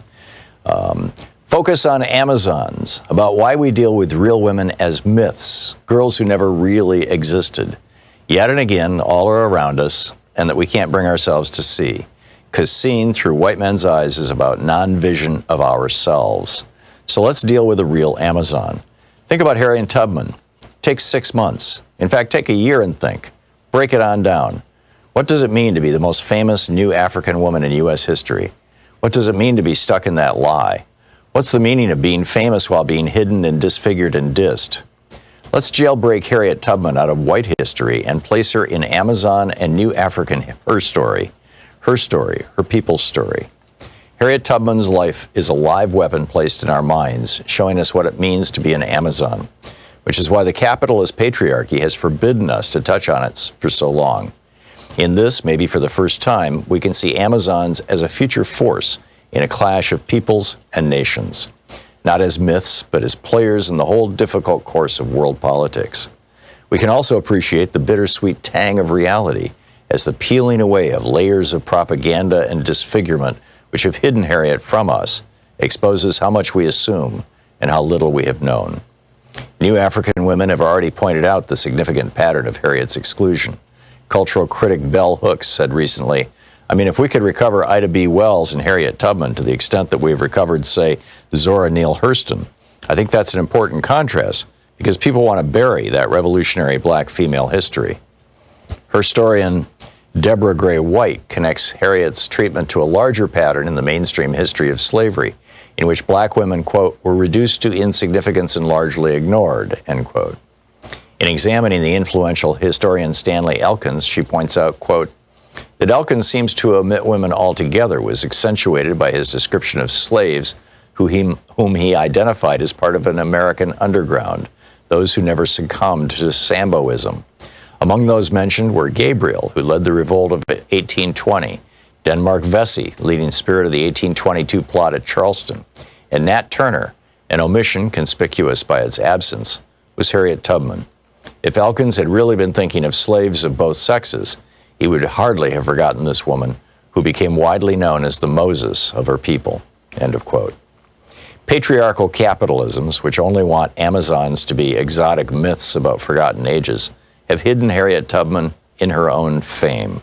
They both trivialize and exceptionalize her. These are tools of oppressor culture. The stripped-down and censored version of her life is told in elementary schools all over the U.S. empire.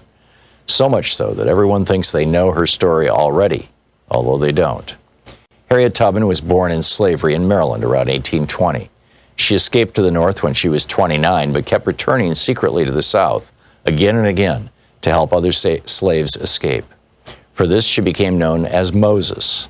True statements. But by limiting her, it becomes clever propaganda against her and against her people. Where patriarchy has been unable to deny that women do significant things, it denies the full meaning of what we do by trivializing them. Mary Daly, feminist philosopher, traces the enormity of what patriarchy has done to us. In ancient Greece, the goddess Hecate, also known as Artemis and Diana, was sometimes known as Trivia and represented by a three-faced statue. That was also the name used for the intersection of three paths, which in many old cultures were the sites of mystical power. She writes in Gynecology, quote, "In light of the cosmic significance of the term trivia as the crossing of the three roads, and of the goddess who bears this name, contemporary meaning of the term in English should be examined. The English term, which according to Merriam-Webster is derived from the Latin trivium or crossroads, is defined as common, ordinary, commonplace, of little worth or importance, insignificant, flimsy, minor, or slight.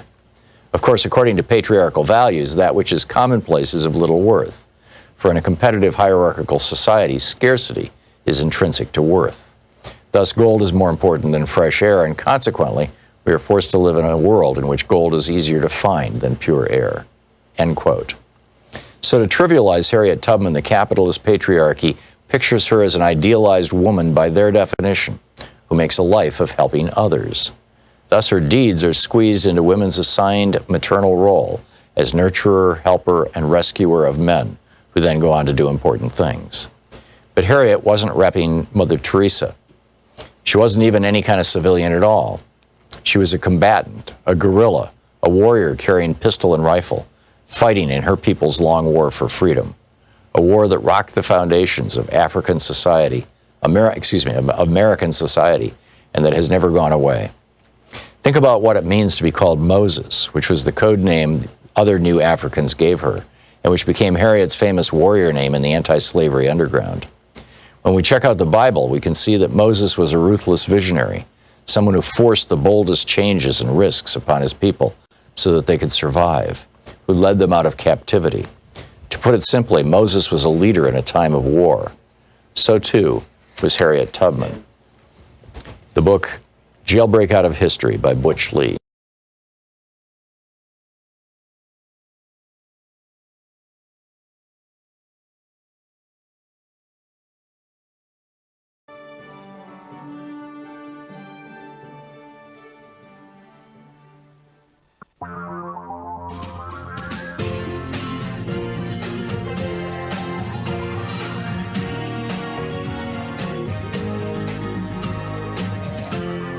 This is the Thom Hartmann Program. Welcome back to the third hour of our program. On the line with us is Jamal Abdi, the president of the National Iranian American Council, NIAC. NIACouncil.org is the website, and Jamal's Twitter handle is JAbdi, A-B-D-I, or at NIA Council, or at NIA Action. Jamal, welcome back to the program. Iran just had an election, and the guy that they selected to run the country, or administer the country, I guess would probably be a better way of saying it, is sometimes referred to as the Butcher of Tehran. Tell us about the election, who this fellow is, and what it means to Americans in particular. The winner of this election was Ebrahim Raisi, and he was hand-selected by the Supreme Leader. And, you know, the elections in Iran, they're never free or fair. They're always consequential. And I think this election in particular was, some people are calling it a turning point, but it was the most sort of highly stage-crafted event in the Islamic Republic's history. And as a result, the way that these elections work is there's a guardian council. They vet candidates on if they are eligible to run based on do they support the system? Are they pious enough? And usually there's games that are played here, and you have kind of shocking disqualifications in the past. Like you had Rafsanjani, who was kind of a father of the Islamic Republic, who was disqualified in the 2009 elections, and a lot of people at that point said, this is wild. They're cracking down even more than they normally do. Right. And sorry, not 2009, 2013. This year they disqualified, the former one of the Larijani brothers, who is also, part of the system and widely viewed as being the most likely next president. But they had aligned with the reformists, and so Larijani got disqualified. You had others who were disqualified, and Ahmadinejad, for instance, was disqualified, the former president. Mm-hmm. So it was really viewed as the field was completely narrowed, and all the potential obstacles for Raisi to win were taken off of the field. And there was one kind of token, moderate reformist, not somebody super well known, but in past elections, the person that squeaks through, who is, reform-minded, challenging the system, they have tended to be very successful. And you go back successive elections in Iran where that has been the winning candidate. That was Rouhani, wasn't it? Seldom the supreme leader's candidate. That was what Rouhani was. Rouhani elected, in 2013, and it was, not to get too deep into kind of the psychology here, but this election had the lowest turnout in Iranian or the Islamic Republic's history. So typically these elections are widely participated in, between 65 and 75%. Essentially just boycotting the election because there wasn't a Rouhani-type reformist candidate on the ticket that they believed in? The second largest share of the votes went to blank and spoiled ballots. Wow. So there was certainly an act of protest here. There's also a sense of, I think, apathy, disillusionment. When Rouhani was elected in 2013, it was a shock as well. Nobody had expected that this figure was going to be able to defeat the supreme leader's chosen candidate, and it was interesting because in 2009 there were disputed elections, and a lot of people gave up on the idea of challenging the Islamic Republic at the ballot box and the ability to have an impact on, your livelihood through the electoral process. Right. But lo and behold, in 2013, people showed up and they kind of defied expectations and showed up in droves and managed to get Rouhani in. And he had been promising negotiations with the West and easing pressures at home, ending some of the human rights abuses and things like that. And so now we're in a similar scenario where, similar to past elections, 2005 in Iran, similar situation, where there's apathy and disillusionment as well as protest keeping people from the ballot box. But I think that anybody who's saying, well, this is a turning point and there's no way that Iranians are going to be able to impact or change the system through organizing, through going through the electoral process, I think it's a little bit early to say that. I think that the next election is going to be very interesting. And I think for this election, it's really a question of why did the supreme leader or, the powers that be, why did they decide that the legitimacy of the Islamic Republic, which they often cite these voter totals, the mass participation as a key source of legitimacy. And instead they decided we actually don't need people to turn out. We don't need that popular legitimacy. Instead, we're going to put our guy in charge to take a tough line with the West. And we know that there's going to be negotiations. So let's send the biggest hardliner to the table with the U.S. because we sent the nice guy the last time, and look what Donald Trump did to us. Wow, that's fascinating. So I would think that even the hardliners in Iran and even, the new president would be interested in getting the sanctions lifted. Their economy has suffered terribly under these sanctions. And putting the country back together, it would help their popularity, if nothing else. How do you think this is going to play out in these, revisiting these negotiations with what is it, the 5-country coalition? Yeah. Well, it's the P4+1, and then the U.S. is a participant, but they're not in the Iran deal, so they're not actually formal participants. But look, I think, the Supreme Leader wants the deal. Raisi wants the deal. For them, though, the JCPOA represented this potential, I think, existential threat to the status quo. And I think for a lot of interests. I think for Netanyahu, I think for Republicans in the United States, everybody who opposed the deal, who was a player in it, had their reasons, but it was largely about keeping their grip on power, maintaining the status quo. For our side, there are people who just wanted to keep Iran in the penalty box forever and have this simmering nuclear crisis and kind of use that as an excuse to contain Iran and have a enlarged U.S. presence in the region. I think for the for the factions inside of Iran, the Revolutionary Guard, the hardliners, they were all very anti-JCPOA, very anti-Iran deal, not necessarily because of the economic benefits, but because by opening up the economy, by having this increased economic interdependence, and then seeing the lifting of sanctions, all of those sanctions are actually really beneficial tools for those who are benefiting from a sanctions economy and those who are benefiting from Iranians being isolated from the rest of the world, not able to organize and have a robust civil society. And so for them, they want to pocket the benefits economically. So it's like an internal black market kind of thing that's controlled by the existing power structure. The sanctions actually help them get richer? Help them get richer. Give them a monopoly on the economy. All the contracts in Iran are now IRGC run because they're if that's the Iranian Revolutionary Guard, their military.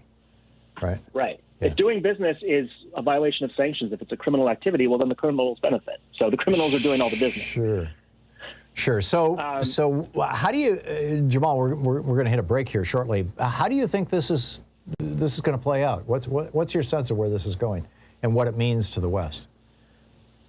Well, I'm a little bit less hopeful about the nuclear talks. I think the prevailing view for folks kind of on our side of the debate is that we are likely going to get a JCPOA. We're going to get a return to the Iran deal, but that's going to be the ceiling. There aren't going to be follow-on talks. There aren't going to be opportunities for greater rapprochement, at least under this government. I'm worried. I think that the notion that we're going to get back into the nuclear deal, JCPOA depended a lot on the personalities around the table and the commitment and investment by the various players, whether it was John Kerry or Javad Zarif. With so many opportunities for misalignment, and I think it's going to be a much tougher gamut than some people are making it out to be. The saving grace may be that it's going to be the outgoing Rouhani government who manages to negotiate the U.S. returning to the deal, and then as soon as the deal gets up and running, they have to leave office, and then you get the Raisi. When does that transition happen? Reaping the benefits. That's at the beginning of August. I think it's the August 8th. Okay. Fascinating stuff. Jamal Abdi, the president of the National Iranian American Council, NIAC, NIACouncil.org is the website, and Jamal's Twitter handle is JAbdi, ABDI, or NIA Council on Twitter. Jamal, thanks. I always learn so much from talking with you. Thanks so much for dropping by today.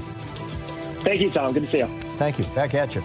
We'll be back with more of the news of the day and your calls in just a moment. It's 15 minutes past the hour here on the Thom Hartmann program. This is the Thom Hartmann program. Is your church preaching politics from the pulpit? How is that different from what the Iranian mullahs are all about? Seriously.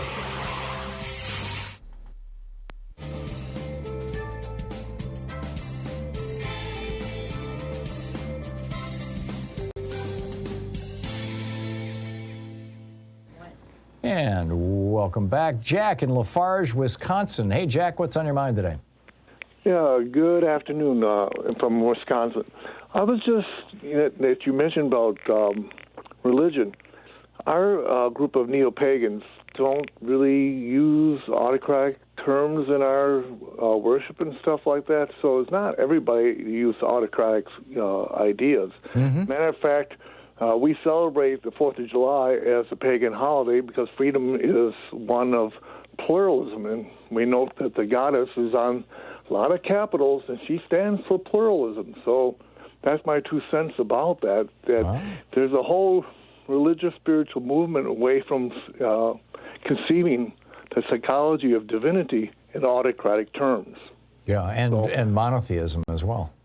Yeah. So anyway, that was my 2 cents on that. It has always seemed to me that if we were to seriously embrace some of the religions, for lack of a better word, particularly animism, that predate monotheism, that they could give monotheism a run for their money, and there would be it would be a better thing for the planet. But that's just, my take on it. That's true. You look at Catholic Hioc, I believe. They see it as a Neolithic city that was very egalitarian, and probably early Neolithic, the farming and I call it plowed and planted land cult, were probably pretty egalitarian in the way they imagined their cosmology, and that changed with the colonization of the Neolithic by the pastoral people. Yeah. But anyway. Yeah, you see this transition from hunter-gatherer to early agriculture, and also pastoralism. I mean, the herding animals. It's amazing that we have one of our dogs is an Aussie, an Australian Shepherd, and he is like. He herds everything. I mean, he tries to herd the cats. Our other dog is kind of a mutt, part poodle and part Aussie, and she looks like a sheep, and he's constantly trying to herd her. And we've got all these herding dogs hanging around, the human race, because for thousands and thousands of years we were pastoralists. We were herding animals, and mostly sheep and sometimes goats. And so we domesticated all these dogs to do this, and kind of bred them to do it. And now they're all over the place. And it's just like, people don't get it, that this is a window into the history of the human race, of what we did and how we did it. And the religions back then, or the understanding of the world and humankind's relationship to the world and to all the spirits of the world were completely different. And just to give you an idea about language, I always like, from a Jungian point of view, that you look at words etymologically. The word Lord really didn't have autocratic meanings. It meant loaf keeper, and lady meant loaf giver. They were the ones that were supervising the rituals and managing the commonwealth. Huh. They were the ones who were supervising the food that had been locked up, right? Anyway. Amazing stuff, Jack. Jack, thank you for the call. Yeah, I have a special relationship with trees, and this morning I was laying my hands on a tree and I got pine sap on my hands. But I think trees can heal us. We'll be back. It's 20 minutes past the hour.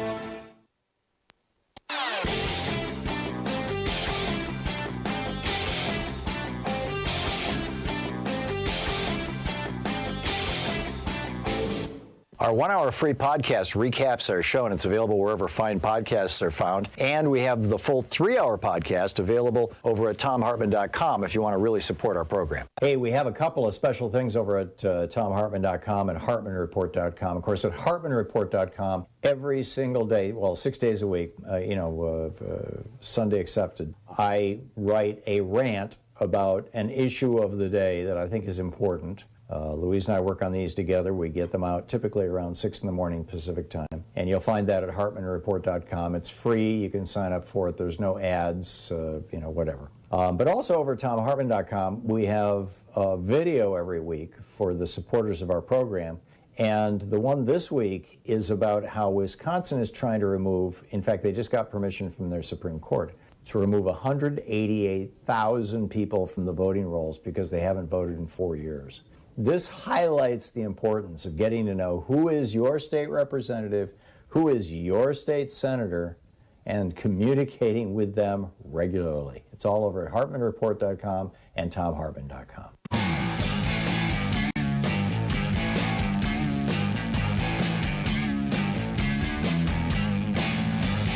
And welcome back. Thom Hartmann here with you and Janet in Mount Vernon, Washington. Hey, Janet, what's on your mind today?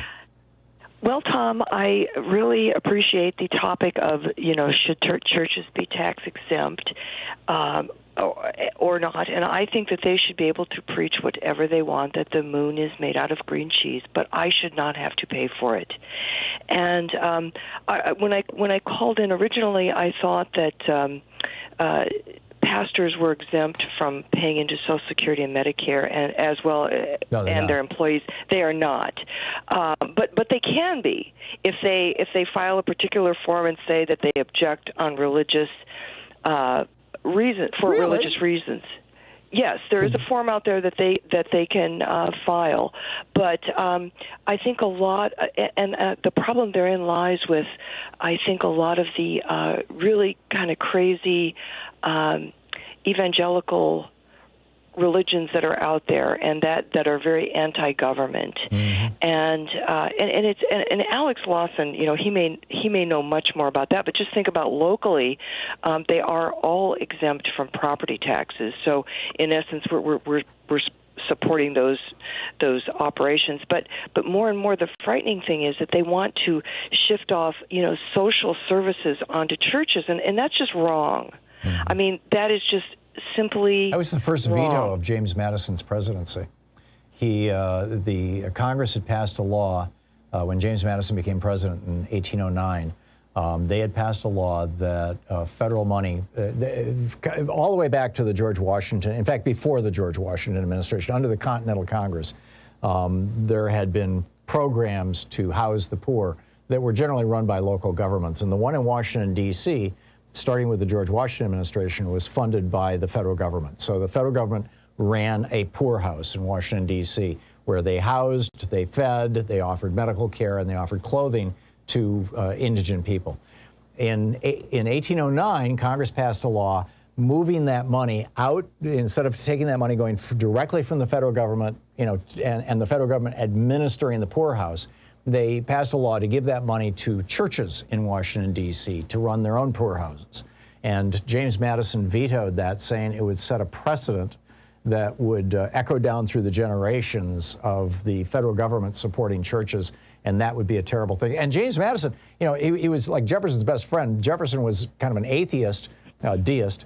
Madison was a Presbyterian. He was a religious guy, or at least thought of himself as a religious guy. And he was concerned that if government started giving money to churches, it would corrupt the churches. And, absolutely. And here we are. Absolutely. So. Yes, and one of your callers mentioned about churches owning real estate. I think the Catholic Church owns a lot of real estate, a lot of apartment buildings, and they support, and they make those available probably on a reduced, amount of rent. But,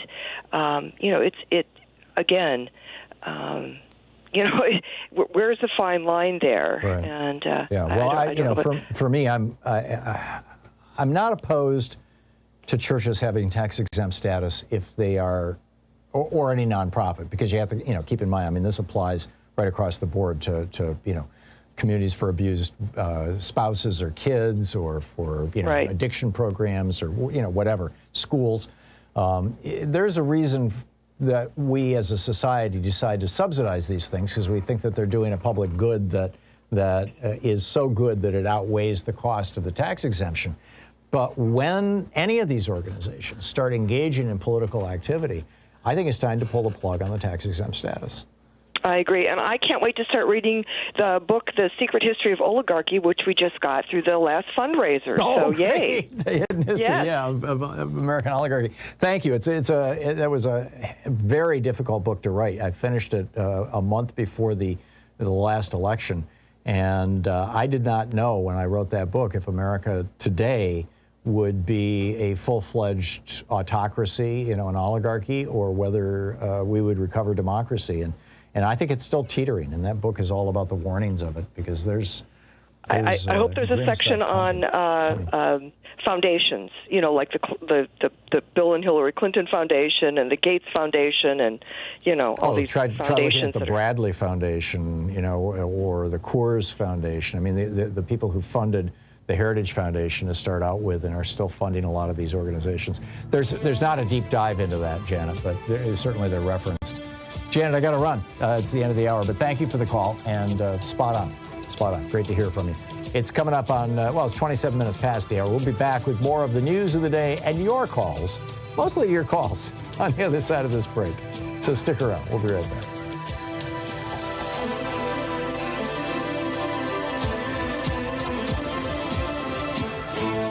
You're listening to the Thom Hartmann Program. Call 202-808-9925. Defending America from the weapons of mass deception. We'll be right back.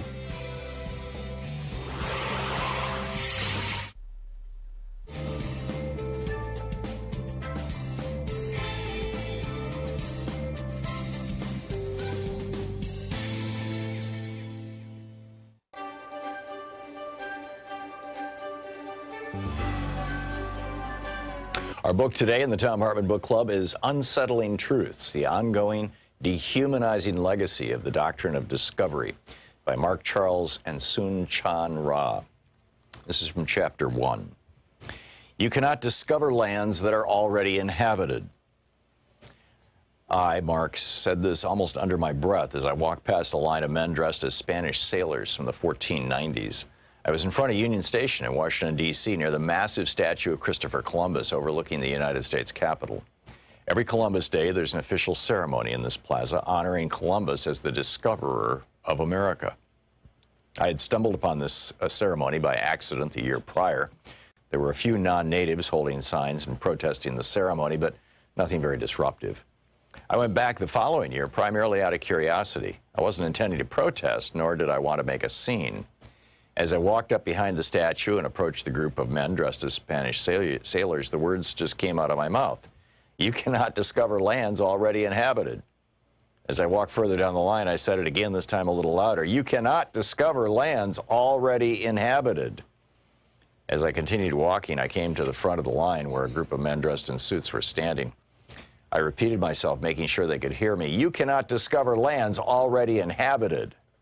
Suck it up, was the reply I heard as I kept walking. By this time, I'd walked around the statue and reached the front where a small stage had been erected and chairs set up for people to watch the ceremony. It hadn't started yet, but more than half the audience was seated waiting for it to begin.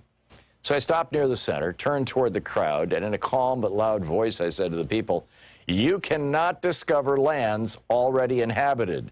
That process is known as stealing, conquering, or colonizing. The fact that America calls what Columbus did discovery reveals the implicit racial bias of the country, that Native Americans are not fully human.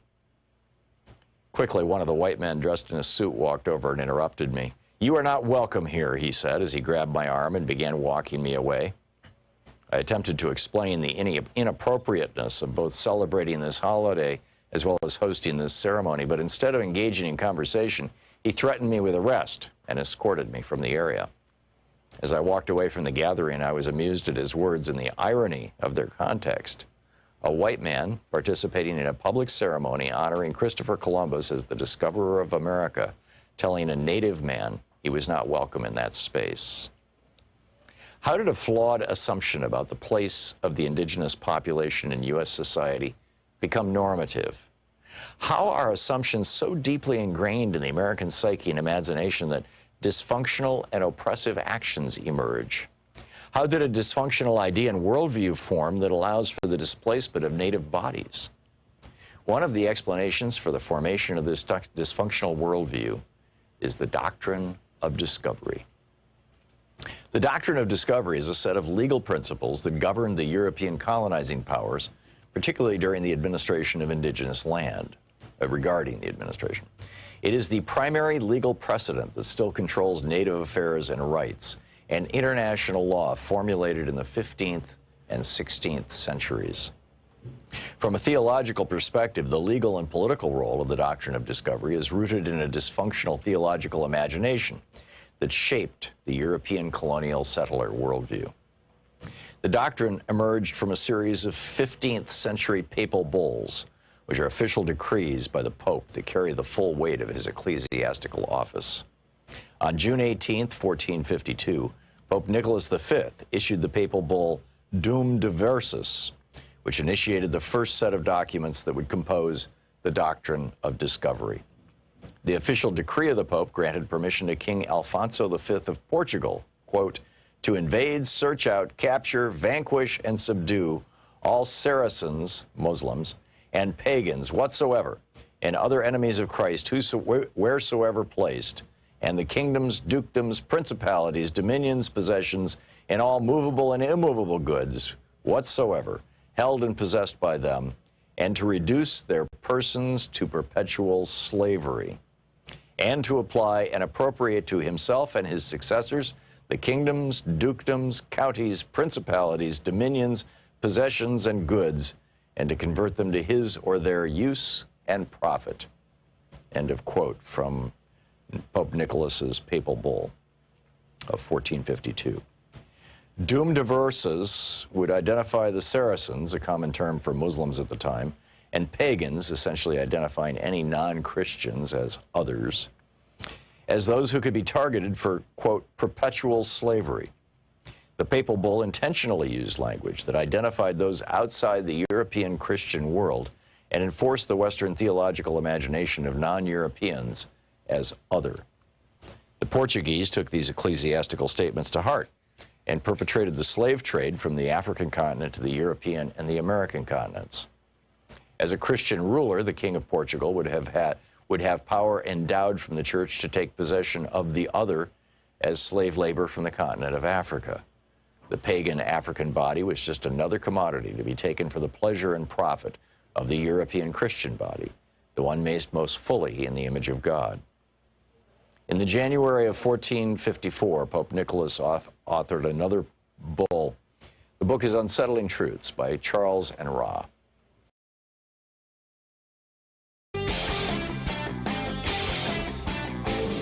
Share the Thom Hartmann program with your friends. We're available on SiriusXM, Free Speech TV, Pacifica, commercial stations nationwide, YouTube, Twitter, Facebook, on the Thom Hartmann app, and you can even tell your smart speaker to listen to the Thom Hartmann program.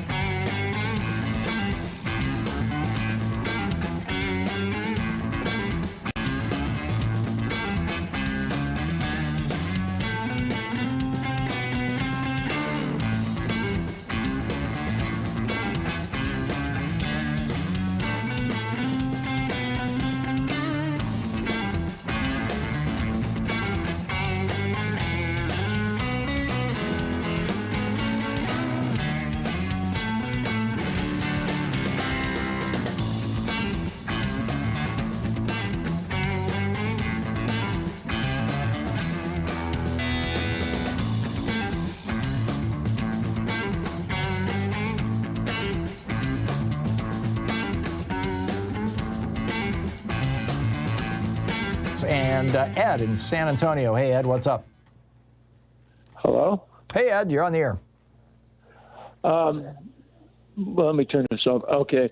What I was talking about is everybody's pointing out that the bishops are Catholic bishops' opposition to abortion with Biden and the Eucharist. There's also another target, the other target being the Supreme Court. You have 6 or 7 Catholics on the Supreme Court. Correct. And the proposal that they're doing would include them. So they're trying to tell our Supreme Court how to vote. Oh, that's interesting. That's what I object to, and that's why I think people should be talking about it, because it does more than Biden. It's also directed at the Supreme Court. So let's see. Breyer, who is 86, is Jewish, and as far as I can recall, I don't know Kagan if she's Catholic or Protestant, but everybody else is Catholic, isn't it? Aren't they? Yeah. Well, that's what I was saying. I wasn't really sure, but I think there were 6 or 7. It only takes 5. Yeah. If it was Kagan, it would be 8. But but she tends not to vote her religion. She tends to, vote what she thinks is right. Well, that's interesting. So you think, Ed, that the subtle subsidiary message or hidden message or the buried message or whatever you call it that these Catholic bishops were trying to convey was not just to Joe Biden, but it was to those Catholics on the Supreme Court that if you don't blow up Roe v. Wade, you may well be on the receiving end of not getting communion also. And therefore you can't go to heaven, you're going to burn in hell forever. Or Caden's Jewish also. So we've got 2 Jews and 7 Catholics. I'm sorry, go ahead, Ed. Yeah, they could sidestep it by giving it all to the states. Yeah, which is what I'm betting. That would be a secondary. Yeah, and here's the thing, Ed. When I started to say if the court, but I'm going to say when the Supreme Court blows up Roe v. Wade and tosses abortion back to the states, it's going to be a disaster for the Republican Party, because they will no longer have this giant bad guy that they can fight about. I've talked about this before. You know, when you write fiction, you know, when you're telling a story, the most important character is the bad guy. Superman would be nothing if it wasn't for Lex Luthor and kryptonite. Batman would be nothing if it wasn't for the Joker and for, all the other, super villains. You've got to have a super villain for the good guy to be good. The evil defines how good the good guy is. And once that issue of abortion is taken away from the Republicans as, the abortion rights being the great evil and the slaughter of the children and the innocents and all that kind of stuff, once that's gone, once the Supreme Court takes that away from them, that party is going to collapse. I mean, you're going to see a lot of people who are voting Republican exclusively because they are opposed to abortion. Once that's no longer a federal issue, those people are going to stop voting Republican.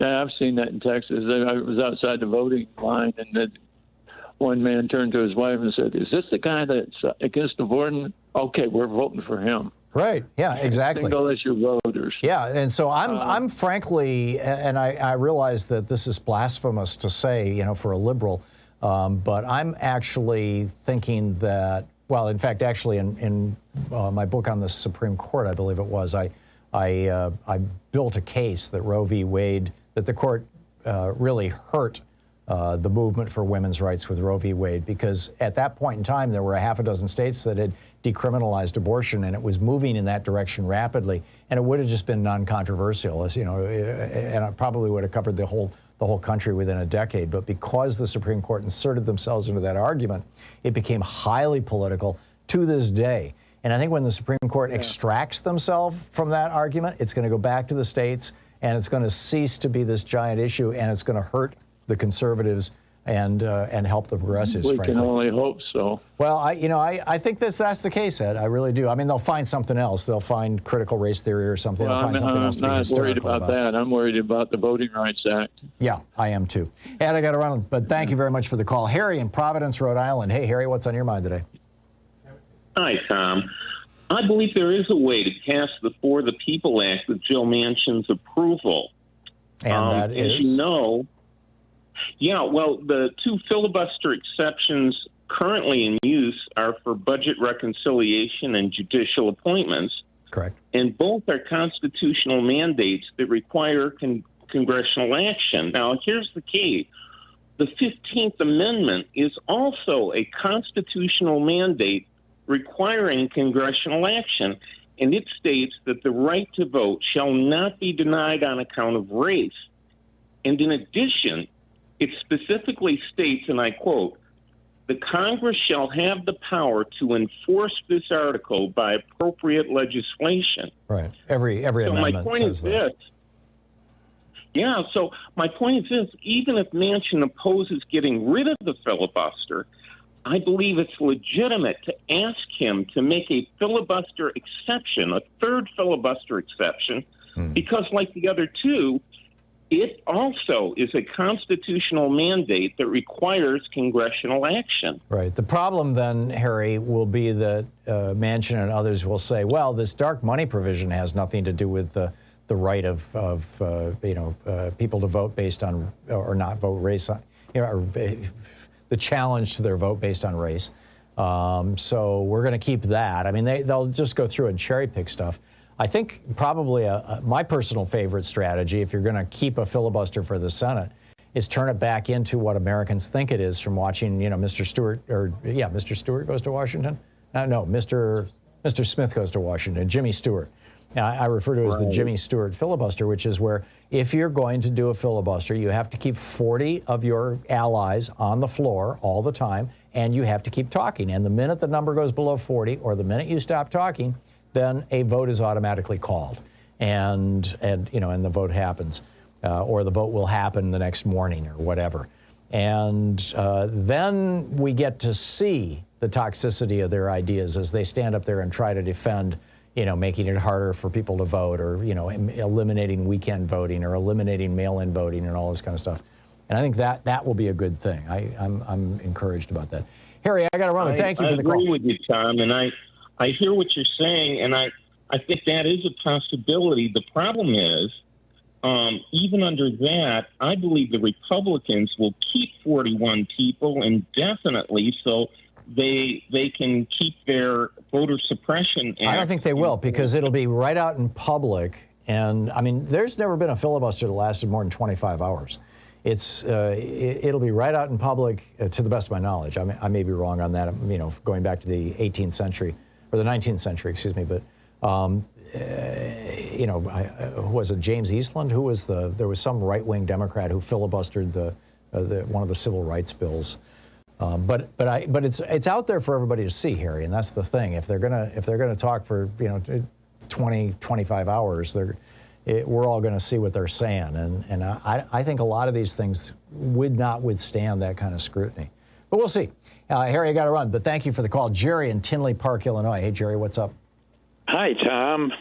Christian nationalism, an American tragedy. Yes.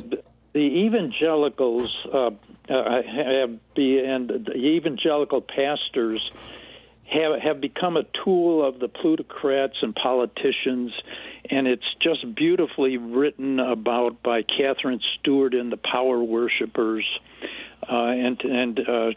She says that it's a political movement, and the ultimate goal is power to serve its plutocrat funders and allied political leaders. It's beautifully done, deeply researched, and what's the title? It's The Power Worshippers, and the author is Catherine Stewart. And there's another book that I heard about on your program, The Shadow Network. Oh yeah. Which covers a lot of the same story. Right. Yeah. And then of course, The Family by Jeff Charlotte, which is kind of tangential to that, but in the same vein. Jerry, thank you. Thank you for that. I'll check it out. I appreciate the call. And it's coming up on 45 minutes past the hour. You're listening to Thom Hartmann. Visit thomhartmann.com for audio and video archives. We'll be right back with more of your calls right after this. Stick around.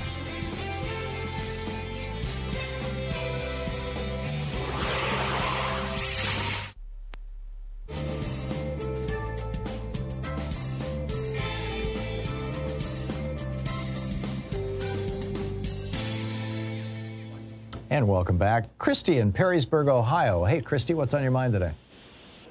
Good afternoon, Tom. A little earlier, a caller called in and made a broad statement that there are no religions that have any kind of democracy in them. Mm-hmm. And I wanted to state that he is incorrect. At least there's one that I'm aware of, and that's because I am one of them, and that's the Baha'i faith. Oh, interesting. We elect our leaders. We do not have a clergy at all. Right. I think to a large extent you could say that that's also true, although there is a hierarchical structure, but it's elected for the Unitarian Universalist movement. Yes. There are some others. I don't know that much about how they're structured, though. So, but tell me about. I have friends who are Baha'is, but I haven't really had I've seen them once in the last 15 years, and we've never really had a good discussion about their religion. People who were good friends of mine decades ago, actually,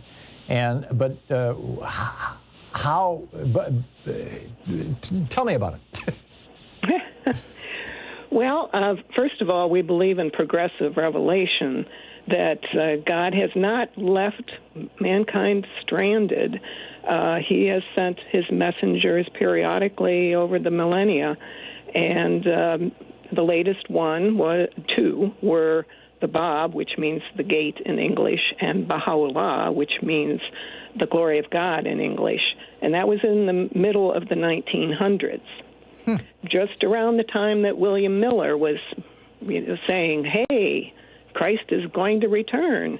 And indeed, Christ did return. We do believe that. Wow. And in the body of whom? In the body of Baha'u'llah. And that person is the founder of the Baha'i religion?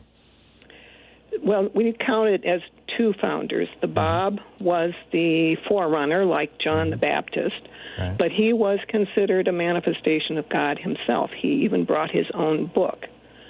And Baha'u'llah has written many books. And didn't Baha'ism come out of Islam? Yes, it just like Christianity came out of Judaism. Right. But we believe in that Muhammad was a prophet of God, and foretold in the Bible even. Right. And so you elect your leaders entirely, nationally, internationally? Locally, if we have 9 or more adult members in a locality, we elect what we call a local spiritual assembly. And then once a year, we elect delegates to a convention in which they elect the 9 members of the National Spiritual Assembly. Fascinating. Now, I understand if you were to go to Iran, you could be put to death for being a member of the Baha'i faith?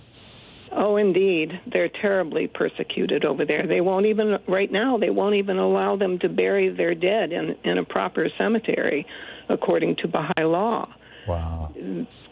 It's terrible. How many Baha'is are there around the world, Christy? There's about 6 million. That's and not in the inconsequential. United States, there's about 170,000 of us. Wow. In the United States. Well, thank you for sharing your religion with us, Christy. I'm fascinated. I appreciate the education.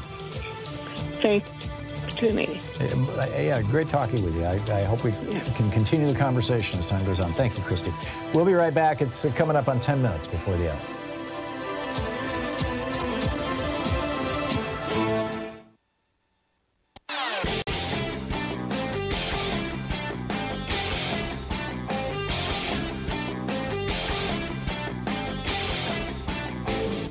Missed my opening rant today? It's usually published over at HartmannReport.com, where you can read it and share it with your friends for free. Check it out, HartmannReport.com. Hey, we have a new video over at ThomHartmann.com. It's about this movement that has, it's being characterized in the media as being just, fringe wackadoodles, crazy people on YouTube, stuff like that, who are talking about how Democrats are torturing children to get adrenochrome out of them, and Hillary Clinton is eating babies, and the ship in the Suez Canal, and how, and the really interesting one now, how if you get the vaccine for COVID, that it will change your race. Yes, something that will make white people absolutely hysterical. The problem is, this isn't just the Flat Earth Society. These aren't the people that we used to laugh at. This isn't just a few crazies on the edge. They just had a convention in Oklahoma. A serious convention where they were calling for Democrats to be put in front of a firing squad and shot. You need to check this out. It's over at ThomHartmann.com.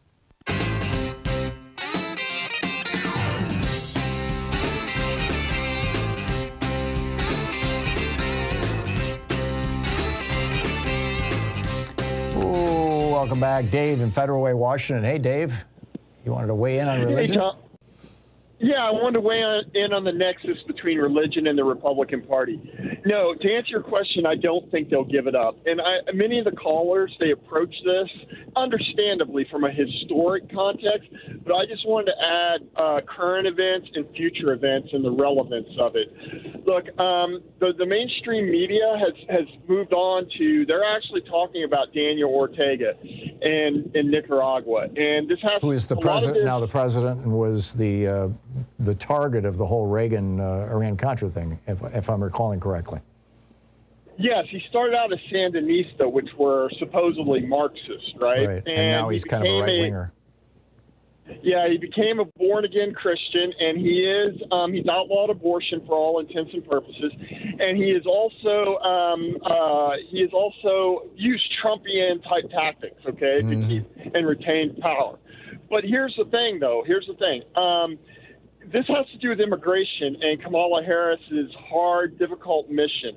Look, China and Russia, and you said it many times, Tom, are they're just better capitalists than we are, okay?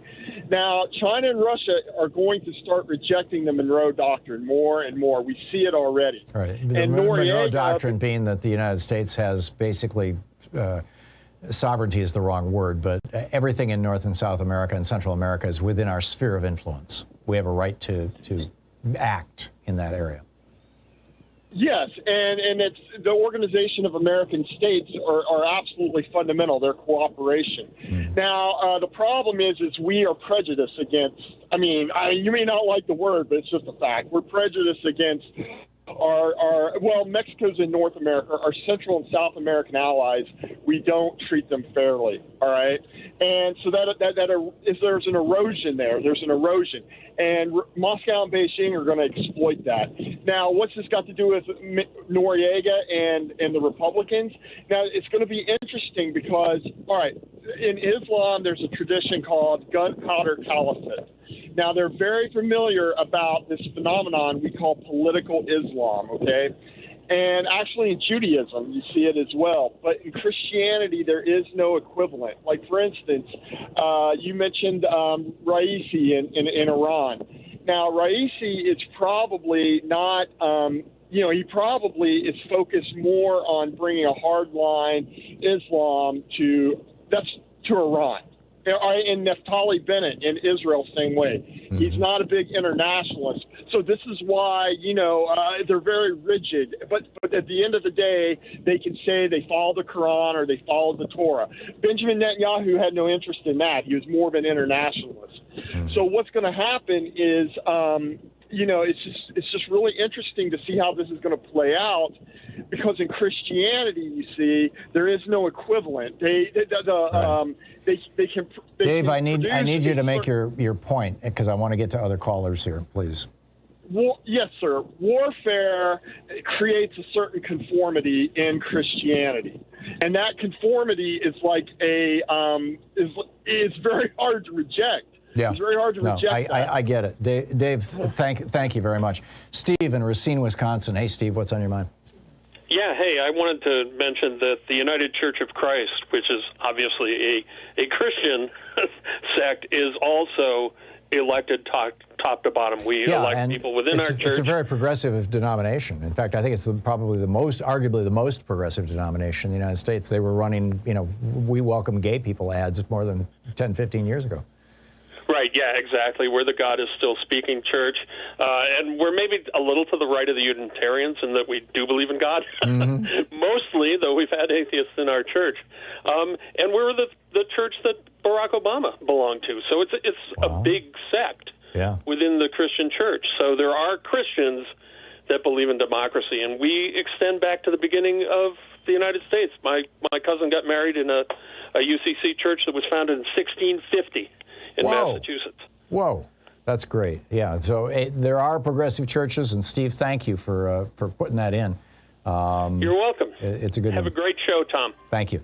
Diane in Las Vegas. Hey, Diane, what's up? Hi. I know this is a little off topic, but we got an email from Daily Kos this morning that said the newest plan for the Republicans is to make Trump Speaker of the House, and then impeach, of course, Biden and Harris, and that would install Trump as president. Wait a minute. Run that by me again, Diane. What's going to happen? Oh, they're going to make Trump Speaker. Yes. Yeah, I've seen that. Impeach Biden and Harris. Oh, and then the Speaker would lead the charge for the impeachment, right? There's a lot of ifs in there. the speaker is the third in line for presidency. So correct. Oh yeah, that's right. So I mean, and there was a congressman this weekend that said he wanted Biden to be a half-term president. So it all fits. Oh geez, yeah. This is the latest QAnon thing. Diane, thank you for the call. Amazing.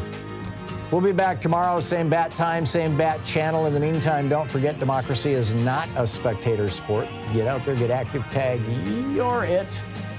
We'll see you tomorrow. Take good care of yourself. If you're in one of these heat and drought zones, let's use this reality as a way of waking people up to the consequences of global climate change and burning all these fossil fuels. It ain't good for America. So anyhow, we'll see you tomorrow. Have a great afternoon.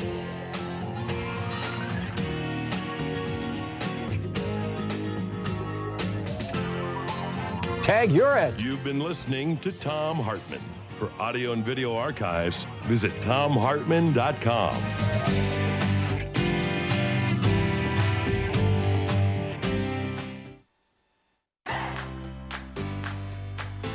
These companies support the Thom Hartmann program.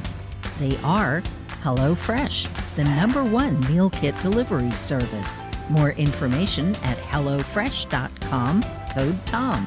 CB Distillery for sleeping and pain relief. More info at cbdistillery.com, code TOM. Annie's Kit Clubs, creativity delivered right to your door. More info is available at annieskitclubs.com/Tom. EasyFlow, personal air filtration system. Fresh air anywhere. More info at easyflowusa.com, code TOM. Masterclass with world-class instructors. More info at masterclass.com/Hartmann. And Dinovite, only the best all-natural pet supplements. More info at dinovite.com.